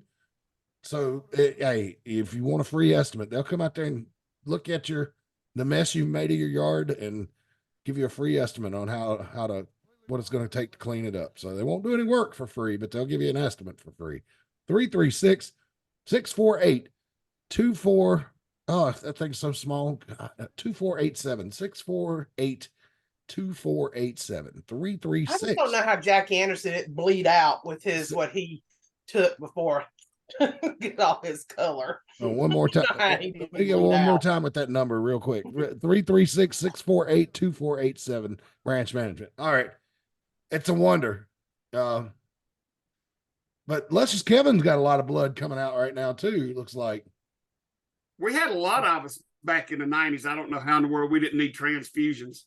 I don't know how we didn't end up with like other stuff besides needing transfusions. there's body count. There's That body count? Yes, it is. And he's coming after Jackie Anderson, I believe. 24 slices of pizza, and he runs a brewery. No, he tripped Kevin. Did you see that? Yeah. Tripped Kevin and wham with the cowbell. Down he goes. I don't know what he's hiding. Is there a He may have had some other object. Of course, Jacob didn't see anything. 1, 2, 3.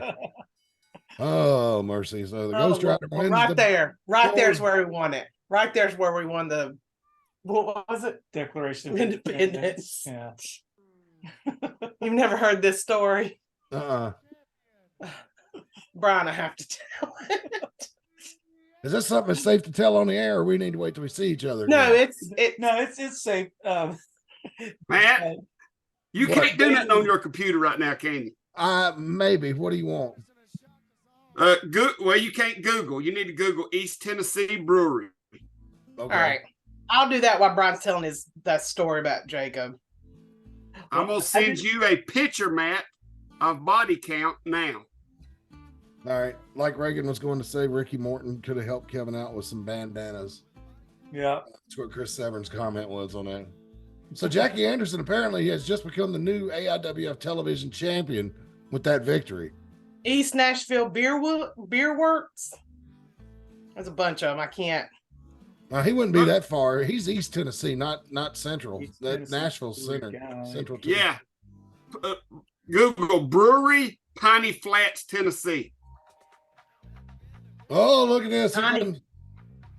Here comes the bad street boys. Wait, what's it called? Brewery what? Piney Flats, Tennessee.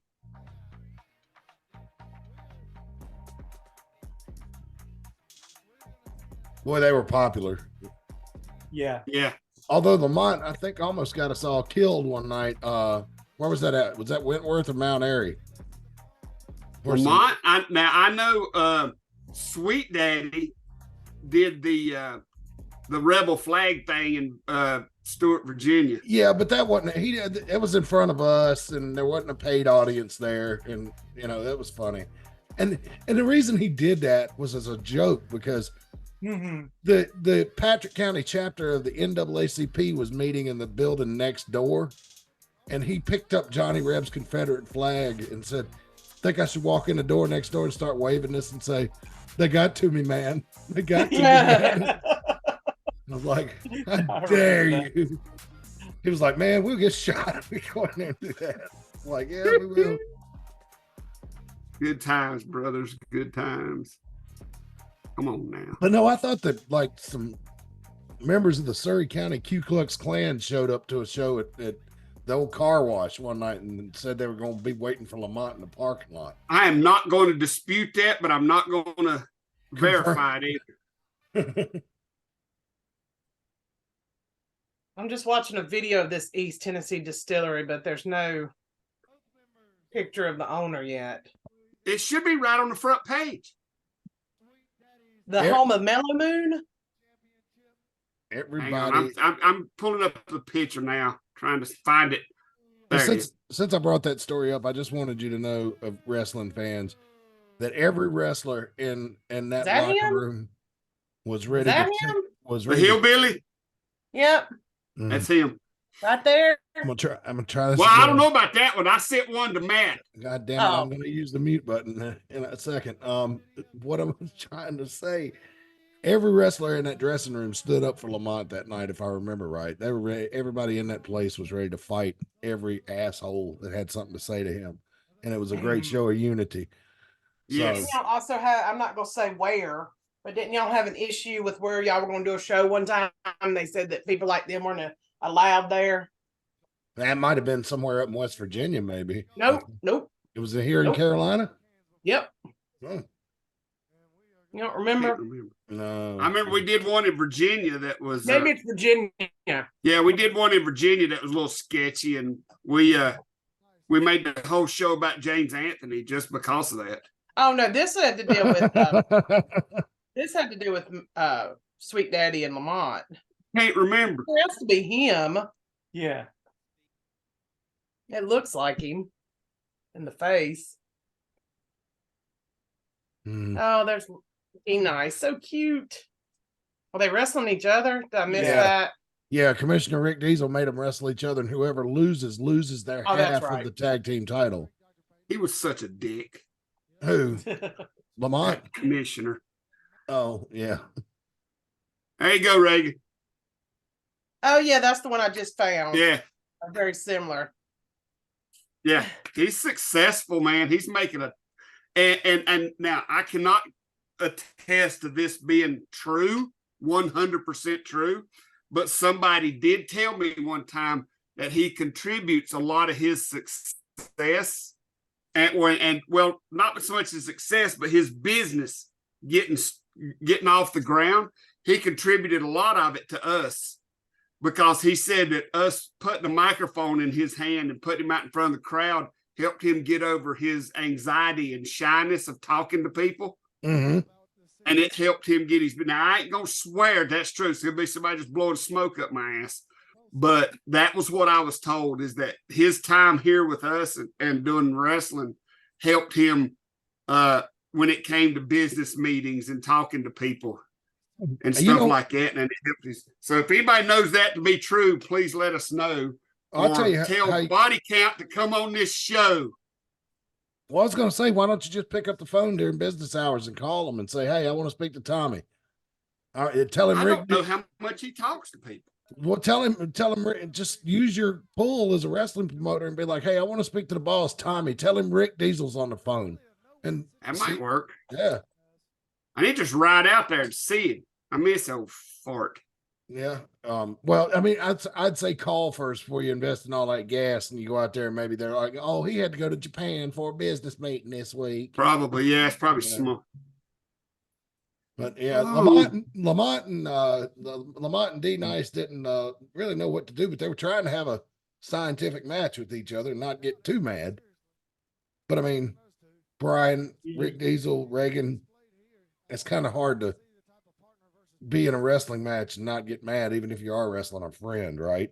Right. Well, I mean, you saw Lamont. I mean, he had D Nice rock pretty badly there, but he backed off, and now he's paying for it.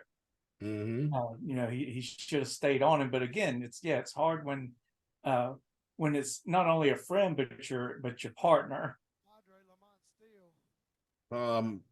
It was such a good time. We had such a good time this night. Absolutely loved it. It was great atmosphere. We had a lot of good fans back in those days. Yeah, but our fans have stayed true. Even our new generation of fans. I mean, you know how loud they are. Yeah. At Veterans Park. It's almost like that there's the spirit of the AIWF fans just keeps handed down from generation to generation. Yeah, that crowd that we got that comes to Veterans Park now, oh my God, when they are into it, man. They really love it. I watch so many independent, I mean, not very many does what we do, but there's a lot of it does like little clips and stuff, and I watch them, and a lot of their crowds are just quiet. Mm-hmm. Because they're just doing a bunch of moves and there's no reason for an emotional investment. Again, I go back to personal issues draw money. Right.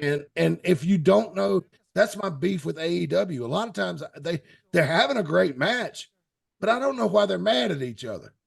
Even I think I said that when we were watching Moxley against that Roosh. Like I was like, there's no story in this. Yeah. Like maybe I just don't know it because I'm just now watching it. Nope. But like there was no, like the match itself had no story. And it was like, I don't know why they're mad. I don't know why they're going through, I don't know why they're doing any of this stuff. And I don't know what's going on. It's almost like they're trying to do it as just a competition. Well, that's what Brian said. You remember If you remember when Last year. AEW first started out, it was all about the wins and losses. Remember? Yes. Oh yeah.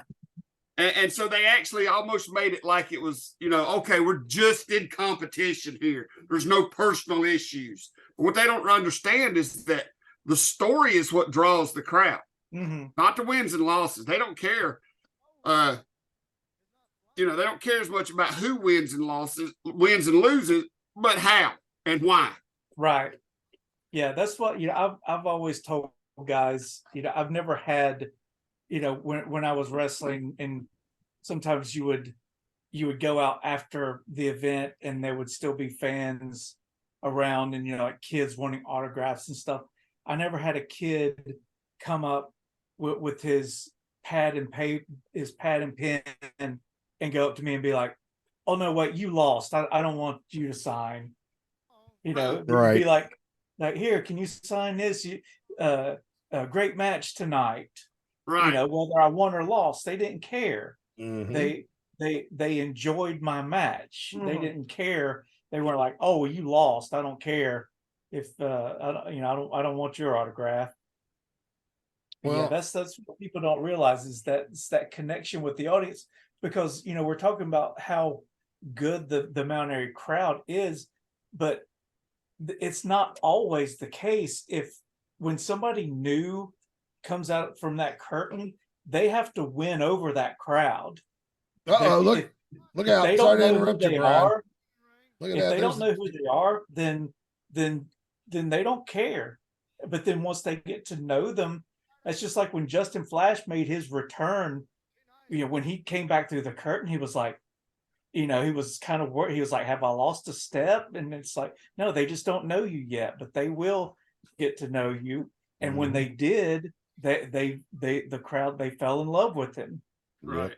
And look, it's just like the story in this match right here was, well, Sweet Daddy wasn't there. So we made the evil commissioner made those guys wrestle each other, and the tag titles was on the line. and the TVA came out and got, but it couldn't come to an ending because of the evil TVA. And so these guys had to work together again. I mean, it's not hard to tell a story in this business, but you do have to put a little bit of effort in. Yeah. And so there you go. So no definitive winner there between D Nice and Lamont Steele. And I guess it worked out for the best because they held on to the tag team title. So I think the TVA was wanting to keep the team intact so they could win the titles from them. So right. Look at all the paper that got put down. I was gonna say that paper did not have a chance. Yeah, it didn't last long. We tried. Hey, but I'm gonna tell you what, man. You walk into Bassett High School today, that basketball court is still in pristine shape. They take excellent care of it. Let's see who we got coming out next. Oh, sounds like Body Count. I can hear the music vaguely. That's one good thing I like about these older videos. It ain't hard to put another song in and still keep some of the original in. You know what I'm saying? Yeah, absolutely. The audio was degraded. Didn't even have, look at that, just stepping right up. Yep. God, he was so big. Yeah.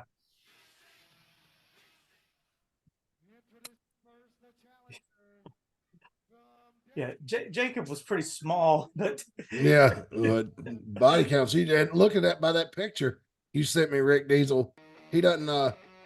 He looks like he's still a very large man. Yeah.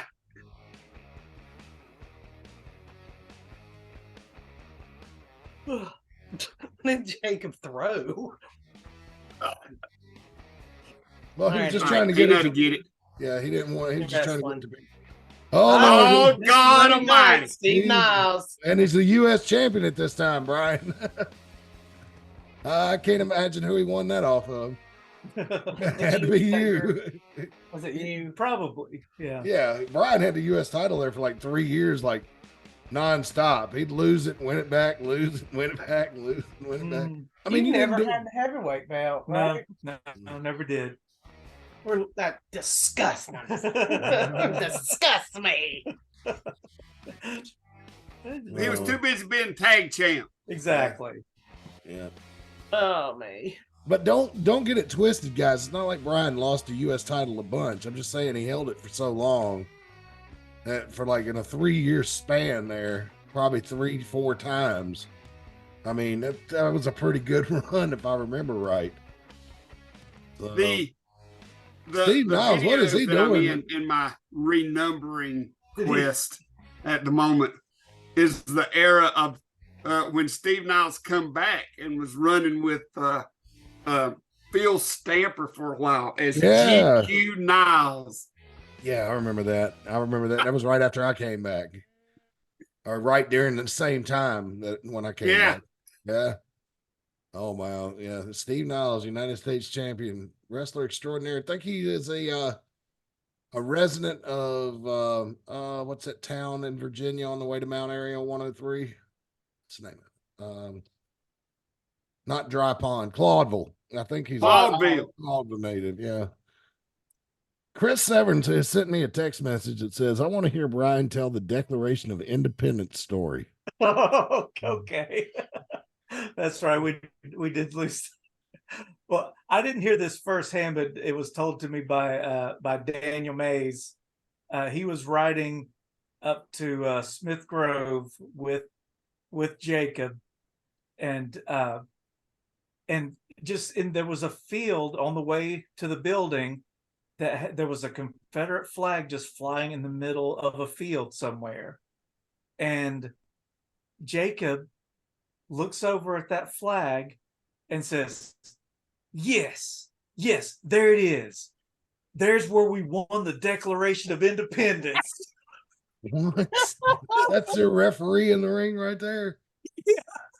That's where we won the Declaration of Independence. I was like, what did you say? He was like, I was just like, I don't know. I don't know if that's it or not. There it is, the place we won Declaration. Like, how many wrong things can you say in one sentence? Oh my God. That's awesome. God, man. I've got a joke, but it's got political connotations to it, so I ain't gonna tell it because he was young. It'll piss off half the audience. He was young. He was young, and we probably had hit him in the head a lot. Well, I know Don Carson had shot him with a paintball gun at close range, so there it is, the place. Well, I seen something happen to Jacob one time that's all I'm gonna say. Something that happened to Jacob one time, that's all I'm gonna say. You gonna leave us hanging like that? Oh, you damn right. There's way too many people that can get incriminated in that story. Oh, okay. So that'd be one you tell us next time we see each other. Yes, please tell us off. I will. Just don't let me forget I am old. Yeah, I'm not gonna. Not even on Zoom though. That's one of the. It sounds like it's one of those stories that only needs to be told in person with everybody's phones. My goodness! Put in a bag. He just tossed Steve Niles like a sack of potatoes. Compacted his spine. He was strong. I mean, look how big he is. Yeah. Oh no, Steve Niles is not a small man. No. What was body count? 6'8", 6'9", something like that. Yeah, he was pushing 7 feet. He was close. Mm-hmm. Yeah, he's well over 300 pounds. I'd say that shot to the post is going to leave a mark. It might still be there. Yeah, there's the mark. You can see it. It's starting to come a gusher. There it is, the place where we won the Declaration of Independence. Oh my God, I've got that stuck in his boots look like you could ride down the river in them. Who, Niles or body count? Body count. Yeah, I mean he has big feet, big enough for a couple of canoes there. Oh right, and body count making sure the fans got a little blood spatter on them. I think maybe Reagan did right there. Yeah, and see, I see Reagan, Vera, Annie. Not me trying to get up off the floor. Is that Candace Reagan? Reagan? You did. Yeah, you better run. if you see Steve Niles coming at you in uncontrolled fashion, it's best to move. Look at Spear there getting in front of Iron Horse's mother to protect her. Big Don's like, would y'all stop? There is a senior citizen sitting here. Please do not slam anybody on her. Body Count played football for East Tennessee State University as well. Did he? Okay. Yes, he did. Because if he went to a university and they didn't put him on a football team, and the coach needs to be fired. Yeah. Yeah. Oh boy. All right, here he goes. Kind of fire him back into the ring. Steve Niles is in big trouble now. He's got the old crimson mask. He was the only person I knew that you could throw him off a building and he would get back up. And I ain't swearing that we didn't do that at some point. Yeah, Seems like he did fall off some high objects. I know he was in a cage match in 2010, 2009, something like that. He was in a cage match in Mount Airy, North Carolina. And I think it was Scrapyard Dog gave him a super kick, and Niles went through the door, missed the steps, and landed on his back on the floor from the ring. I don't think you could hurt Steve Niles' brain if that's what we're implying. I don't think you could hurt him. Well, look, he just got up from a choke slam and Body Counts hit him 3 times right in the head, and he still won't stay down. Gave Body Count a low blow there. And now he looks like he's tired. Oh, that's what I was looking for. I was gonna send Matt and Rick this picture. Body Count in big trouble. Oh man. I just sent it to y'all to the chat. That's them belts. Yep, there you go. I saw it. My I was God. trying to find that picture of that big long ass belt. It's over Brian's shoulders. I was dragging the floor. Oh wow. Yep, I remember that with the extra section. That's That's awesome. more Kool-Aid, man. Let's see if this will keep him down. Yeah, all right. Body Count wins the U.S. title. I'd forgotten all about that. Yeah, I did too. He was so bad. I remember I used to talk to him in the locker room and it made my neck hurt. Yeah. I wonder though, I can't remember if that pizza buffet that we all played our part in laying waste to it that night. Yeah. But was that a CC's? Do you remember? Because It might have been. yeah. Because I can't remember, but I mean, I know that somebody said he ate like 24 slices of pizza that night. yeah, like he went back to the buffet. So I mean, like he would pile the stuff so high, like they were starting to give us dirty looks, like everybody that was with him. You know, every time we'd go back to the buffet. Because I remember being a lot of pizza and some pasta there. It probably was a CC's. You know, Unless now it that I was a watched Pizza this Inn. out of context, Pizza Inns had big buffets. that Right, might Because might have they have been. did one in Mount Airy. Yeah. It might have been one of those. You know, there's still a Godfather's Pizza in freaking Lexington. Really? Oh, Yeah, I it see. was like in. Go ahead, Oh, Ray. look at Kevin. Look at how young. Oh, He had some frosted tips too. Yep. mhm. I think we all had them at one time. I had them at one time. oh my goodness. Looking to see if there's any other pictures that are. Because I found like old tripod stuff from like way back in the day of pictures from wrestling. That's where that one was from, of Brian and Daniel. I don't know how this will affect everything as far as the content goes, but because I may already have it, I don't know. But I talked to Tim Dolan today, and he said he had a spindle with like 50 DVDs on it from our shows. Oh, Lord. Now, Right. that may be DVDs that I have a copy of already, but if it's not, I ain't no telling what it's going to do Yep. to the content. We need to look at it. That's for sure. We need to see that. Well, he's going to try to get it to me as quick as possible. And there's some shows that I can't show because it was where he worked with another company down in Myrtle Beach, and the dude's a dick. So if we show it, even though it was 30 years ago, he'll probably have a cow and make a big deal. I would love to find some videos of me wrestling, considering I don't have any whatsoever. I'm not going to swear that I won't run across them. I am on a mission from God. Hey, Rick Diesel, I wanted to ask you about that guy down there that was a dick. Would he have any proof of copyright ownership of that stuff? Because if he doesn't, he doesn't. Well, it was his shows. He put the shows on. That's all I can say. Okay. Now there is content on it that had AIWF wrestlers on it. I might be able to get away with that, but it would be obvious to him, that it would be shows, and he could prove that he run those shows, and he is the type of person to make a big deal out of it. But after a certain amount of time, doesn't it become? No, I don't know. It might. Matt, you should know that. How long does it take for anything like that to go into like public domain? I don't think there's if it's not copyrighted. Yeah, it's not. I don't think it's a set amount of time.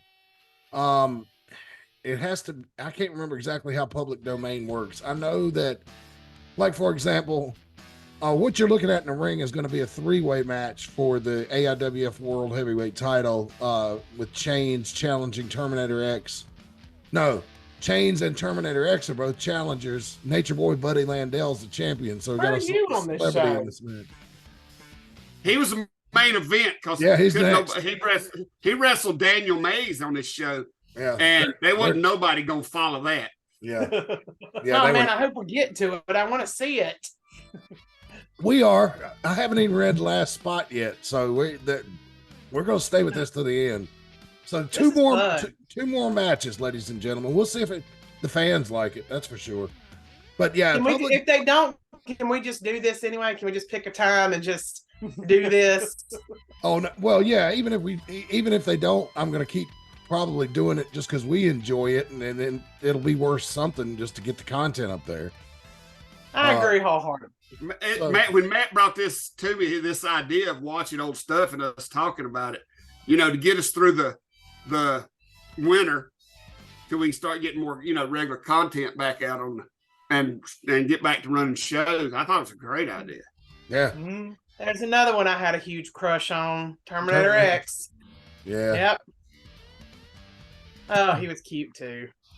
And crazy. I like him cute and crazy. Yeah. I'll never forget in Elkin the day Matt Carter come to me and said, "Listen, I need to talk to you just for a minute. You don't need to go in the building." Wait, what? Oh, was that the day? Matt? Was that the day he beat up Neil? Yeah.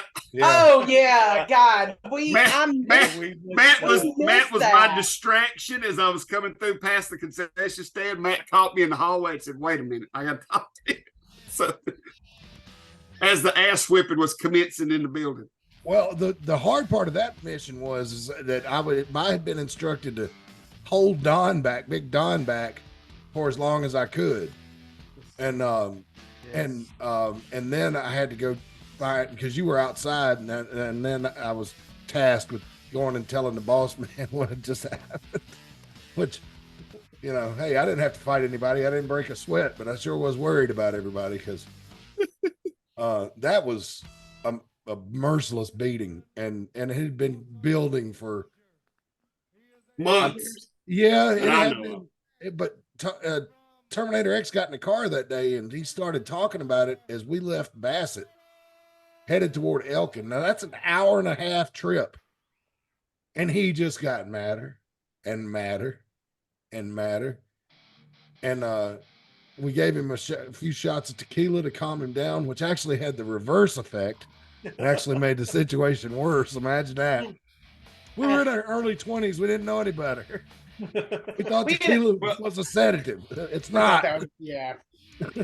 Y'all were talking last week when I was sick and couldn't be on about, people doing real wrestling moves on people to like beat them up. And I remember TX telling a story about a bar that was in a single wide trailer. It may or may not have been a legal bar, and some guys got in a fight with him, and then he DDT'd him into a bathroom closet. You're close. It wasn't a bar, it was a party.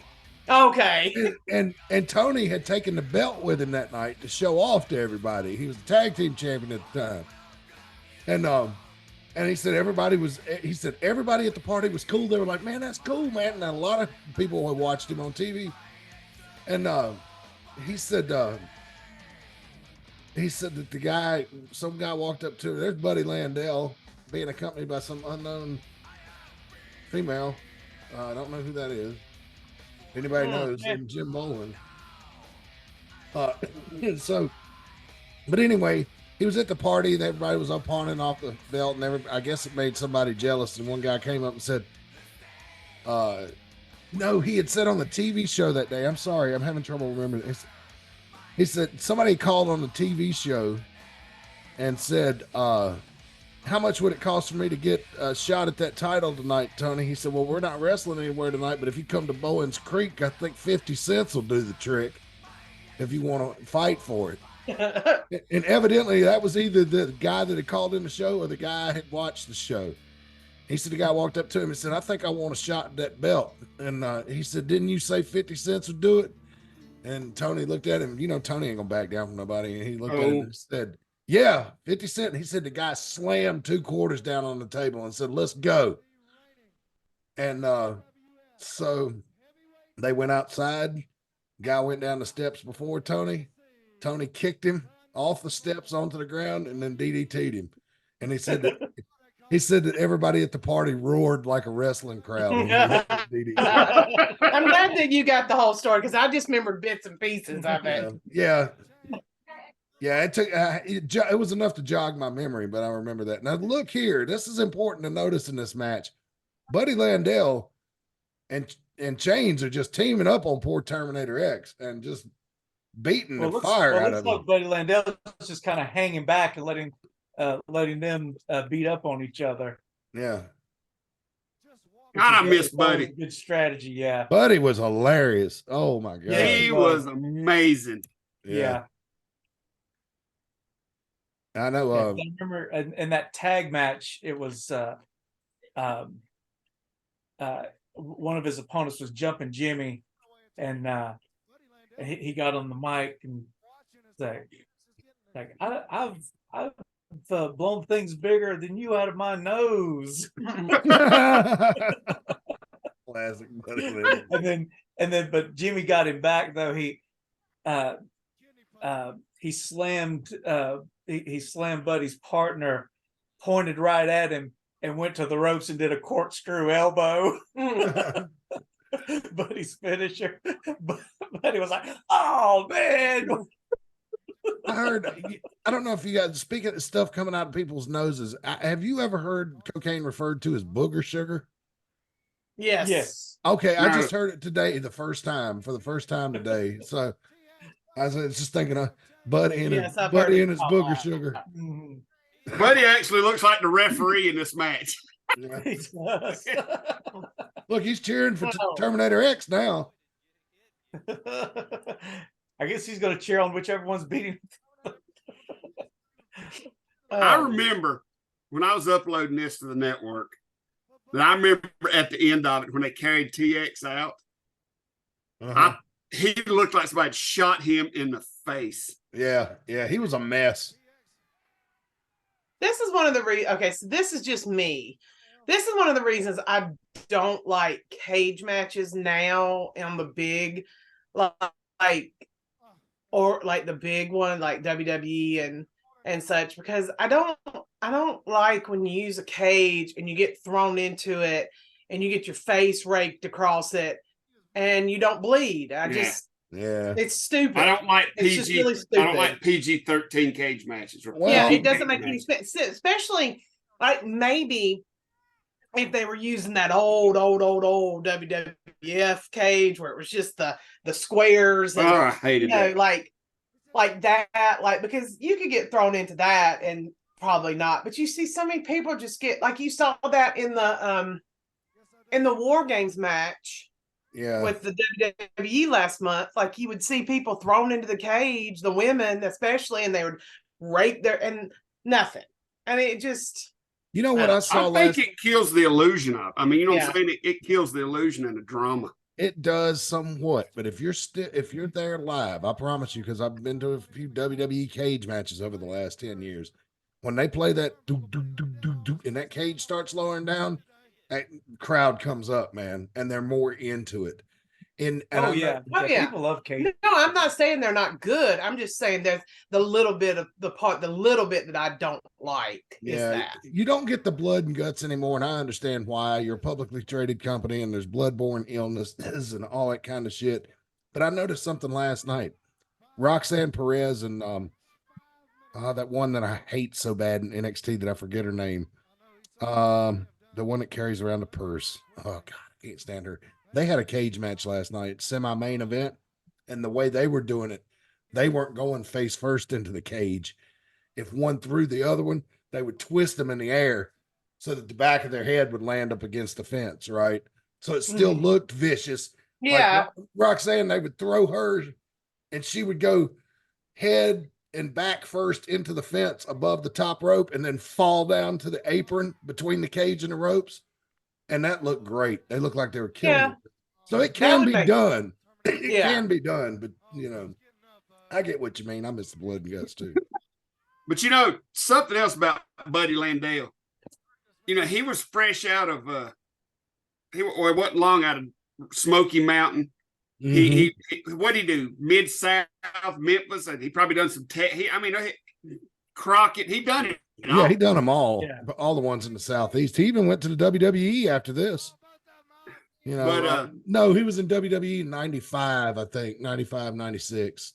He did jobs. But with up there. all of that, he would still come here, get in a cage with a barbed wire bat. You know what I'm saying? Yeah. And go at it with our guys without going, oh no, I don't want to do that. No, because Buddy was smart enough to know how to do it safely. You know, I mean, Buddy was a pro. He wasn't going to get in there and waller in somebody else's blood either. You know, I mean, again, we say, Buddy, like you have said before, Brian, when hardcore is done right, it's great, you know, and there's a right and a wrong way to do it. And you can do it without killing yourself or cutting yourself to where you lose a limb and stuff. I mean, there's a way to do it, but if you just jump off the ropes through a bunch of light bulbs and you get cut up and you need to start a GoFundMe page to pay your hospital bills, I don't got much sympathy for you. Because I'll tell you what, except for Terminator X, he won the match. Everybody walked out of this cage that night. And Terminator X was able to go home after this match. He just had to recover in the dressing room and get a shower. But now, like right here, you know, the handcuff Buddy to the ring. It looks like Buddy to the ring. So that was good story. Well, it looks like he wrapped him. Now he's out of the picture. Looks like he wrapped him in some barbed wire too. See, now storytelling wise, now he's out of the picture. So Chains has Chains did that so he could go after TX and win that belt without having anybody interfere. Of course, then there was these guys. It's so funny. There's no door. You have to take the take the panel off. Because they were thinking about stopping a match. And Terminator X is telling them no. Chief of Security, what's going on? Yeah, that was where TX was bleeding so bad that they had to go check it. About the well-being of Terminator X. Yeah, look at it. Look at that. If you get a good look at it. Sledge just sent Bill Holiday into the cage. There's no DQ. There's got to be a winner. Yeah, so why'd you punch the referee? Oh, it's unlocking Buddy Landale. If it was no DQ. Just driven Terminator X. Oh, Rick Diesel unlocks Buddy Landale. Down and Buddy Landale is back up. Look at this TVA's in the ring. Buddy Landale. Losing a lot of blood in there. He certainly is. Rick Diesel is out here. Pandemonium is broken loose. And TX, oh my God, he is bleeding profusely. Yes, he is. Change may be out. Everybody remember this. Change could be out. If it falls again. This could happen again. Look. Terminator covers. He got him. He got an Isn't that awesome? Now that was a finish. Buddy Landell had chains in the figure 4, and TX covered chains for the win. Yeah. Yeah. Not only that, if you'll notice, when Bill Holiday was checking Change's arm, Tony grabbed his arm before it fell the third time, Yeah. and didn't allow it to fall, and then Yeah. made the cover. Yeah. So Change's arm was limp. It was getting ready to fall for the third time. Tony saw that, grabbed it before it fell, and then made the cover. And look at Buddy Landell. And look Yeah, at he Chains. just He's such a lost good sportsman. He just lost the AIWF, the man who's been to WCW or NWA, Smoky Mountain, WWE, all the big ones. And it upset him to lose the AIWF title. Yeah. That's what I loved about Buddy Landell. Mm-hmm. This music is weird sounding. Sounds like video poker music. Yeah, I gotta work with what I I know you gotta gotta work work with what you got. Here, I'll try to help you, Reagan. Am I evil? Yes, I am. Yes, I am. And look, body count, Oh, choke Lord, now slam. who's choke slamming? That's Oh, body count. U.S. champion. Well, he is the Taking U.S. his champ claim. now, so he's the #1 contender. Yep, staking his claim for the belt. Oh, no, he's got Bill. Oh, wait a minute. Who's going to referee the main event? Good Lord. I know it was the title match, but we still got come on, one do it more. to Peanut.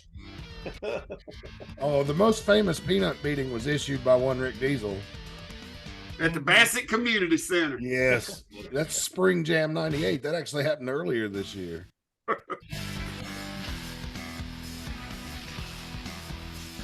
There's a good old boy. Oh, There's- yeah. Good old boy doing. Get in It's there, all good gonna old be boy. all right now. Oh, Whoa, he got we his got foot. He got his foot hung on the rope. I thought he was going to go face first there for a minute. Now, at some point, you can see between all the bodies surrounding him, and it looks like somebody shot TX in the face. with Look a at all shotgun. that fucking blood all over the canvas. God almighty. Look at it. It's so bad that Spear just put on gloves. Certainly did. Yeah, Spear was, well, he had served full time in the Army, so he knew about bloodborne illnesses. The rest of us were ignorant too. So, yeah, most of us were not. Yeah, we were oblivious. yeah, we were oblivious for some reason. Well, no, nobody knew back then unless you had medical training of some sort. Yeah. I would imagine, so. Yeah. Now, if you're watching this and you can't really tell what his face looks like because Oh, of you can. quality, and you want to see it better, go to the AIWF Network and watch this. Yeah. You know what I'm saying? It looked like his head had been dipped in blood. If that gives Yeah. You can see it right there. It looks like he has no face. Yeah. It looks like he looks like somebody removed his face in a horror movie. Yeah. Was that Amy in there? Is I that, think it might have been. Yeah. Looked like no, that was Mad Dog. I don't know where Amy's at. who's Mad Dog? That was JT Picture Sledge. tape. Him? It was JT Picture Sledge's taker. wife. Too. There he is. Yeah. Oh, here we go. Jacob. Oh my God, a pane of glass. Not one, but two. Oh, and you're letting Peanut bring it. Well, I didn't have nothing to do with that. Well, But Peanut had, luckily, we still had two when the match started. Peanut had balance issues. That's why that Is kind this where you were mad about your music being not loud enough? I wasn't mad. Not mad, but you know, like Now, refresh my memory, Brian. Why were you and Daniel working each other? Why were y'all wrestling each other in this match? I can't, because when I first seen this, I was like, I don't remember why they was wrestling each other. we had I think we had lost a match, and because of that, the stipulation was that we had to wrestle each other. I believe that's the origin of this. Yeah, oh, because man, I don't even remember us explaining it that well on the commentary why this was happening.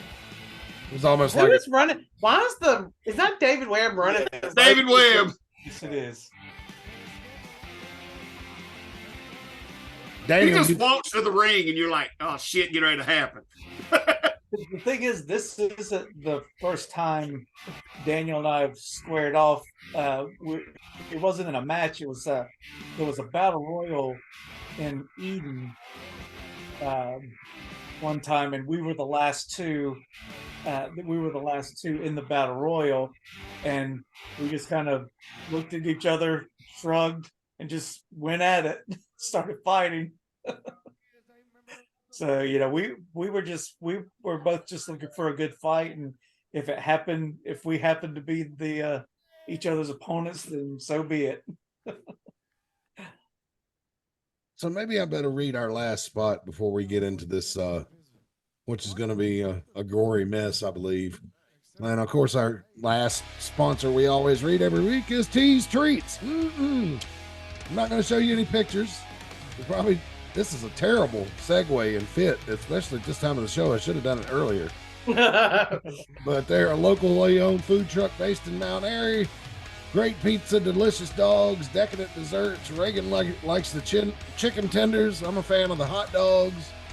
And the deep fried cheesecake. Then the deep fried cheesecake is also, everything there is good. You can Don't forget, after seeing TX have that last match, to plug anything with strawberries. Yeah, strawberries.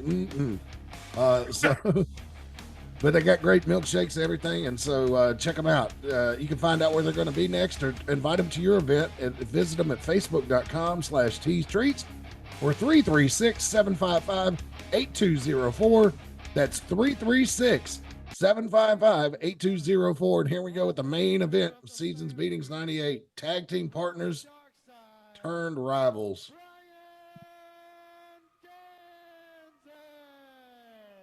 Video's awful shaky. Why is the video so crazy? We've got, obviously it has to be a different camera person. I think so. I think we might have different. Well, and it don't help. I guess you're talking about how the camera's moving and not just by the quality of the video. I know the quality. I'm not like, why is it like? Yeah, I know it's the tracking, the flickering at the top and the bottom is not the camera person's fault. I'm just talking about the way it's been moving in general. Or maybe they were having trouble with it. Let's see if it settles down for the match. That was still the camera that you had to look through the viewfinder. It didn't have the little screen. That's right. Yep, that's right. So that probably had something. It's hard to look through that viewfinder for 2.5, 3 hours. Yeah. Yeah, I remember her very well. Oh, you got stuck doing that too, huh? Yeah, once I started coming around, that's what I ended up getting stuck. Vera and I started being the ones that had to record. Well, Denise had a knee issue, and plus started having back problems, so we had to find her some relief because she was doing that for 3 hours every week back then. Yeah. And you were attached. And you were attached to the VCR. Yeah. In our defense, if we hadn't had somebody to get, as you like to call it, stuck with it, we wouldn't have this to watch. You're right. Thank you for being stuck with this task. Yeah. Well, look where it's led me to. And in hindsight, we had no idea 25 years later we'd be sitting here watching this like this. Yeah, and no. Yeah. Because one out of every 10,000 independent companies can say that, and we might be the one. Yeah, and I did stuck with it was probably not the best choice of words, but and none of us. No, it's the exact choice of words. At the time, stuck with it. But at the time, I wanted to impress everybody with my awesomeness, so I'm sure I volunteered But people, look, the reason I used the word stuck with it was because when I first thought about it, my memory conjures up of asking people to do that job and then just being like, I know. Mm-hmm. Then you got two dumb girls named Vera and Reagan who would do anything. So, anything. Never mind. We're so thankful for, because if it wasn't for the people who would step up and while everybody else is going, so all the people who was out there trying to figure out a way out of it, you're not part of history no more. Yeah. It's true. Which one of you guys just went face first into that ladder? Was that Daniel? That was Daniel, yes. Oh, okay. Daniel's in the lighter color jeans. Oh, okay. Yeah, I know. That's hard to tell. That was our ECW influence at that time. Yeah, absolutely. But Right, you Yeah, I was very, very appreciative of that to get out of the purple spandex. Daniel, ECW cut off jeans. I now have permission to. You know what? do that. We could have Oh. never pulled it off. That image, that group, the way we done it, we could have never pulled it off without them. We could have never pulled that off in traditional wrestling gear. no, ECW no. was all the rage. Oh, Don't what worry. happened? It'll come back. Yeah, No. it comes back. Because Brian also told me why he got to wear a T-shirt with his purple tights. Well, look at this. Look at this. Tell us this after Daniel does something crazy. Oh my God! Look at him on top of the cage. It's 20 feet above the ring or above the floor. Oh, God, and he hit it square too, didn't he, Brian? He did. It was Yes, he beautiful. did. He was the godfather of high flying in the AIWF. All high flying that come after him Yeah. was just part of his legacy, Yep. Yeah, even to this day. You can also see why he retired at such a young age. Yes. yeah. He killed his knees. I remember it was in Stewart when they hit real bad that time, I think, wasn't it? In that ring that had the fiberglass boards. Mm-hmm. That was the ring that really done a number on his. It wasn't our ring. Some guy brought it up from somewhere. And we was trying it out and had fiberglass boards for the plywood. Oh, wow. And I think that ring really messed up Daniel's knees. Look at that thing with the fiery chair. Brian getting a little payback for dropping TX on a chair earlier that year in the Flames. Here, let me put up your chair with your back. That's how I put out Robbie Evil down in Wallace that time. Mm-hmm. Oh, Lord. That was a strange audience that night. The place was full, but they were dead. They didn't make any noise. That was weird. They didn't Was that the understand place what we that were was near doing. the beach? Yeah. Mm. Oh, the world changed on those after that show. Yeah. I saw something That real, was when real we fu- that was when we met the Red Eye Master. Oh, God. Laying there on the burn. Face first onto the fire, and Daniel Mays does not move. Fire cannot defeat me. Now Brian's going to set him on fire directly. Okay. Mm-hmm. Yeah.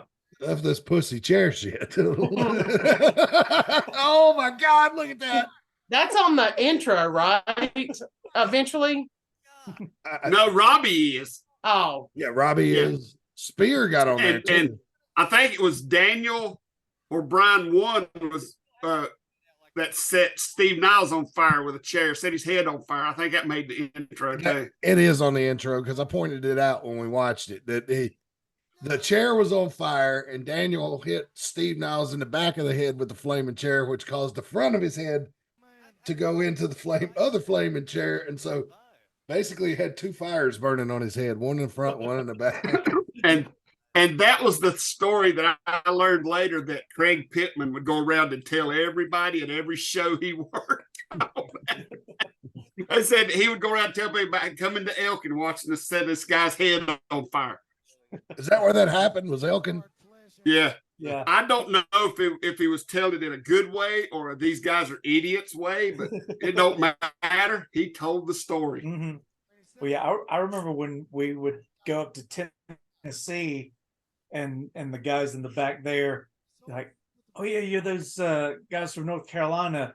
Ricky cannot stop talking about the guy who did the moonsault off of the light rig. Yeah, that was Daniel. Was that you? Is that no? That was my partner Daniel. Yeah, Everybody man, talked we about us because you stop remember when we went to talking about Asheville that time, Darren, Brian, for the tryout with ECW. Tommy Dreamer looked at me and says, I know what you guys can do with firing tables, but I want to see if you can wrestle. right. Because they knew about us before we ever walked in that building. Mm-hmm. Yeah.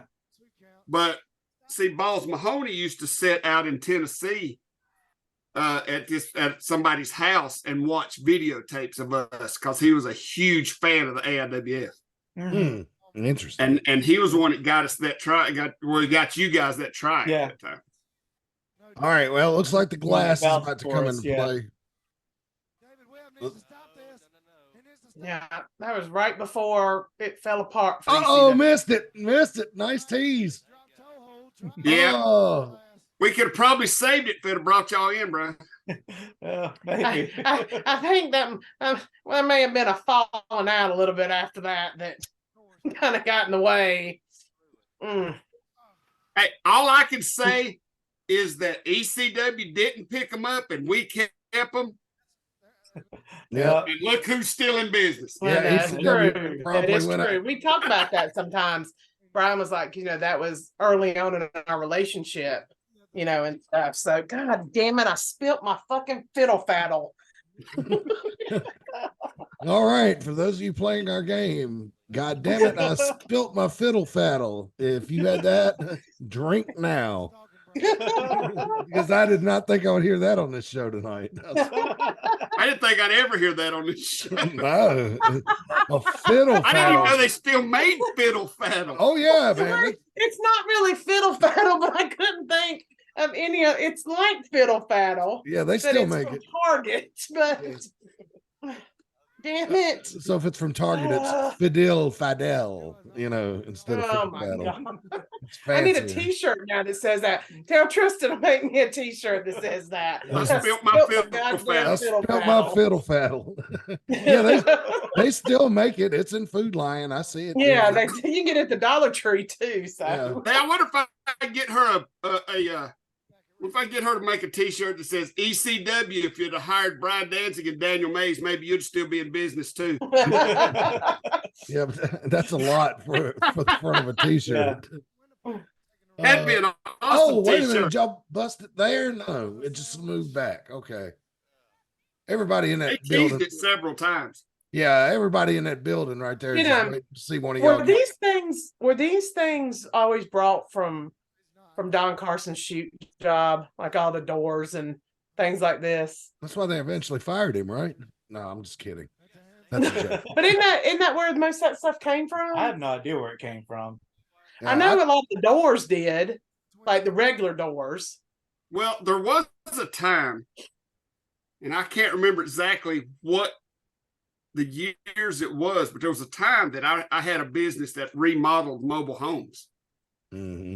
And I used to bring windows and doors all the time from them things for the guys. Oh, but okay. I'm not sure if it was this early or not. No, it wasn't Rick Diesel. I think that was like 04, 05, 06, that era when you had that business. Because I went on a job with you one time up to Asheville.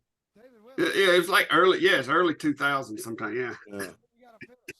Well, look at David. Oh, Webb. Oh yeah, yeah. That's when Okay. we decided to stop fighting, and David was going to try to make us keep fighting, so we just gave up. Y'all got tired. He talked about this for years. Oh, good Lord. All right now. He was terrified. Ugh. Oh, right onto the ladder. He talked about that for years after he went on that barbed wire ladder. I don't doubt that. I don't doubt that at all. It looks like it hurt like hell. Sometimes he watches. Sometimes he pops up in the Yeah. chats. I wish Well, she'd tonight been would be a tonight. perfect night. I hate he's not watching tonight. Have you checked the comments lately to see if anybody's doing anything in there? Chris Tenney said that he has a video of me and Brian wrestling him and Richie. Oh, there's the In war Elkin. machines. And also AC and Night Stalker at ringside. I don't remember Night Stalker. Nice job, JD. You Oh, knocked- the Stalker. Well, Lord, yeah, I remember the Stalker. Oh, there's the war machines. Yeah, they knocked out Spear and he fell right in front of the cage door, so they couldn't get it open to get in. Nice thing. Boy, in 98, we couldn't hardly finish a match to save our life, could we? No. Everybody, we was run-ins, but the fans loved it. That was the chaos of it. Yeah, the Yeah. chaos. Remember that. You didn't know what was going to happen. I remember that when I was just a fan. I mean, going Like I forward. never knew what was going to happen. Like nothing. Like now you can be like, okay, yeah. So they're the champion. They're going to win. But I remember back then, like heels and babies weren't even a thing. Do you know what I mean? It was just Everybody was one fighting for everybody. all, just all out for yourself, and that was it, and stuff. And I thought that was one of the reasons we liked coming. We had a bunch of factions. You had the family, you had Generation X, you had the Bad Street Boys, you had the Phantoms. It was like a gang warfare, we used to say all the time. Yeah. It was a bunch of factions, and they all hated each other. So you could intersperse the matches however you wanted to, and there was always a rivalry. Does anybody go? You go through it. We go through it. Guess I'll see. I think there are 2 of them. So I think. At one time, there's like 4 War Machines, wasn't there? Yeah. There was another guy who was with them that also had an incident with a rope, and Stewart, right? Now TX had the rope incident in Stewart where it broke, and it took the ambulance like 20 minutes to go 400 feet. I thought that was because not that the rope broke, but he was still green and did not grab the top rope. It might have been. It might have been. But what was the other War Machine guy's name? He was young. There was a man. There was the Manson, James Manson. James Manson, and yeah. What was the big and who? Rocky.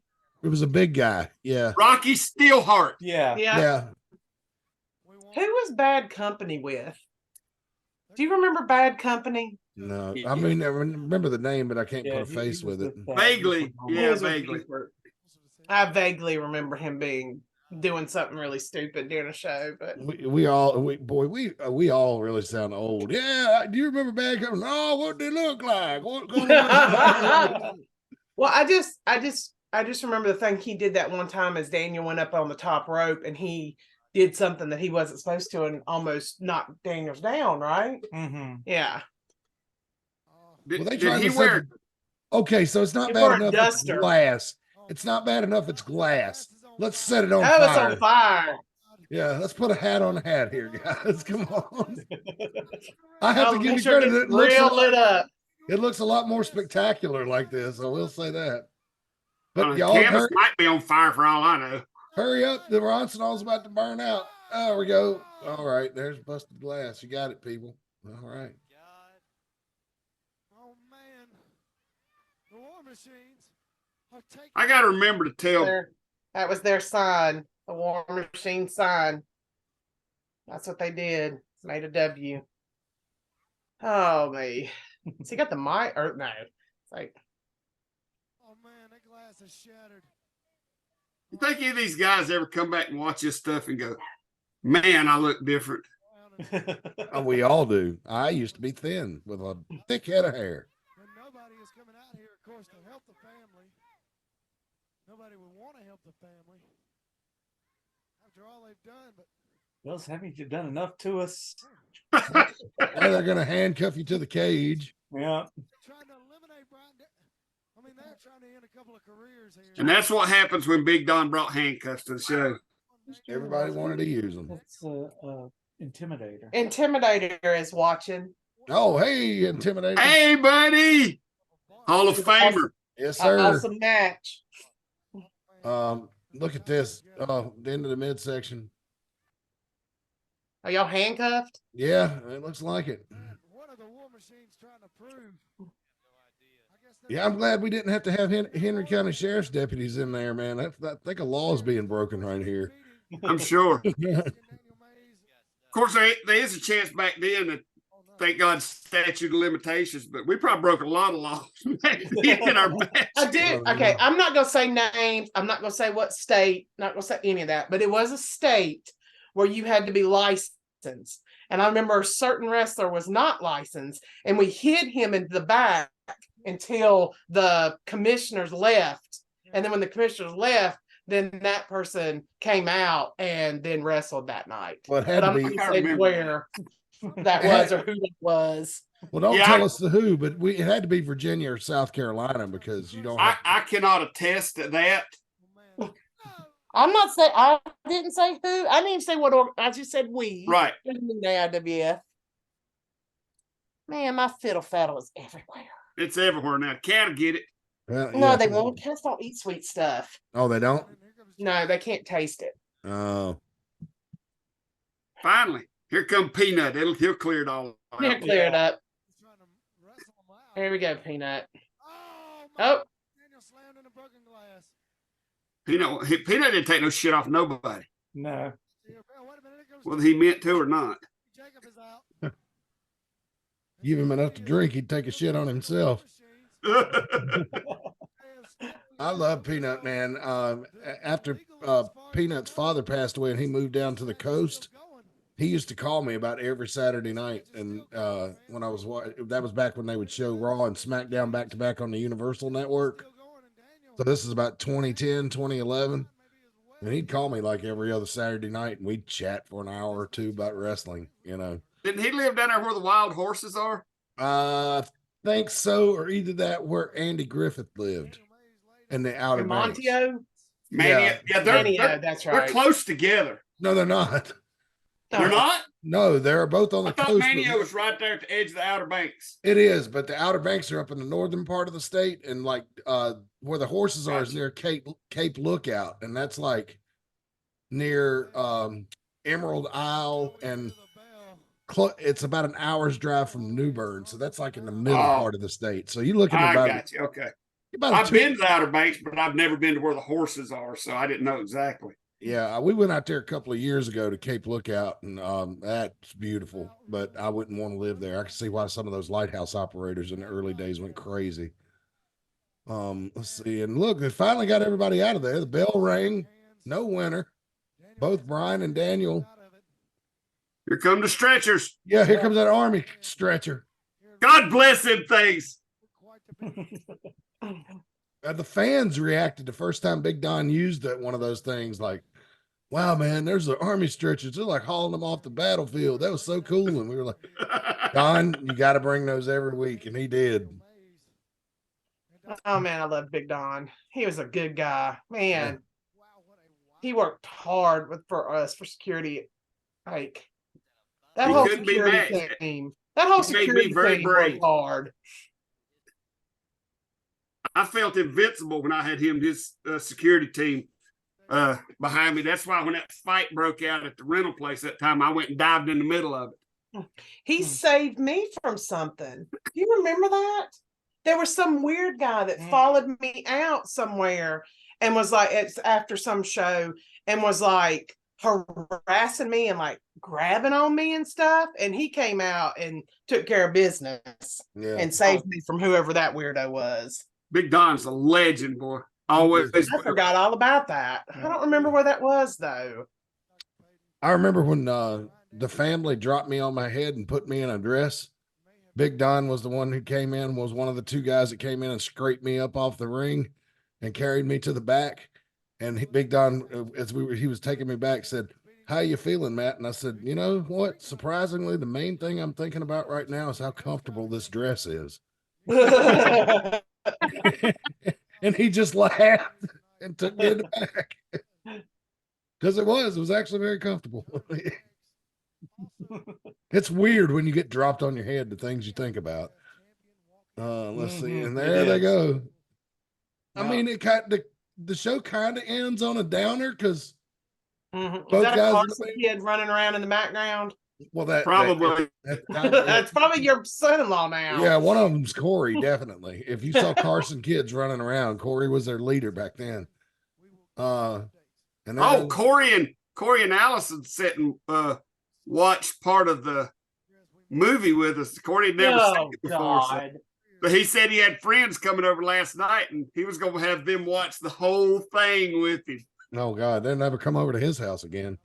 I swear I'm going to get a lawyer and get a cease and desist to you. You can't. And like I said in that nobody chat, says, and I might be tooting my own horn, but the greatest line in cinematic history was, "You want some candy? Don't eat the white ones. They're prescription." Yeah, that was good. That was good. Look how much clearer this outro is right here. Yeah. Try to clear Ronnie, kill Ronnie. See, now that was a show right there. There's Buddy Landale with the cast. Yeah, watch this. Oh, boom! That's Elkin because of you can tell by the rifle. Big there it is. There it is. Oh yeah, there it is. Yeah. Wow.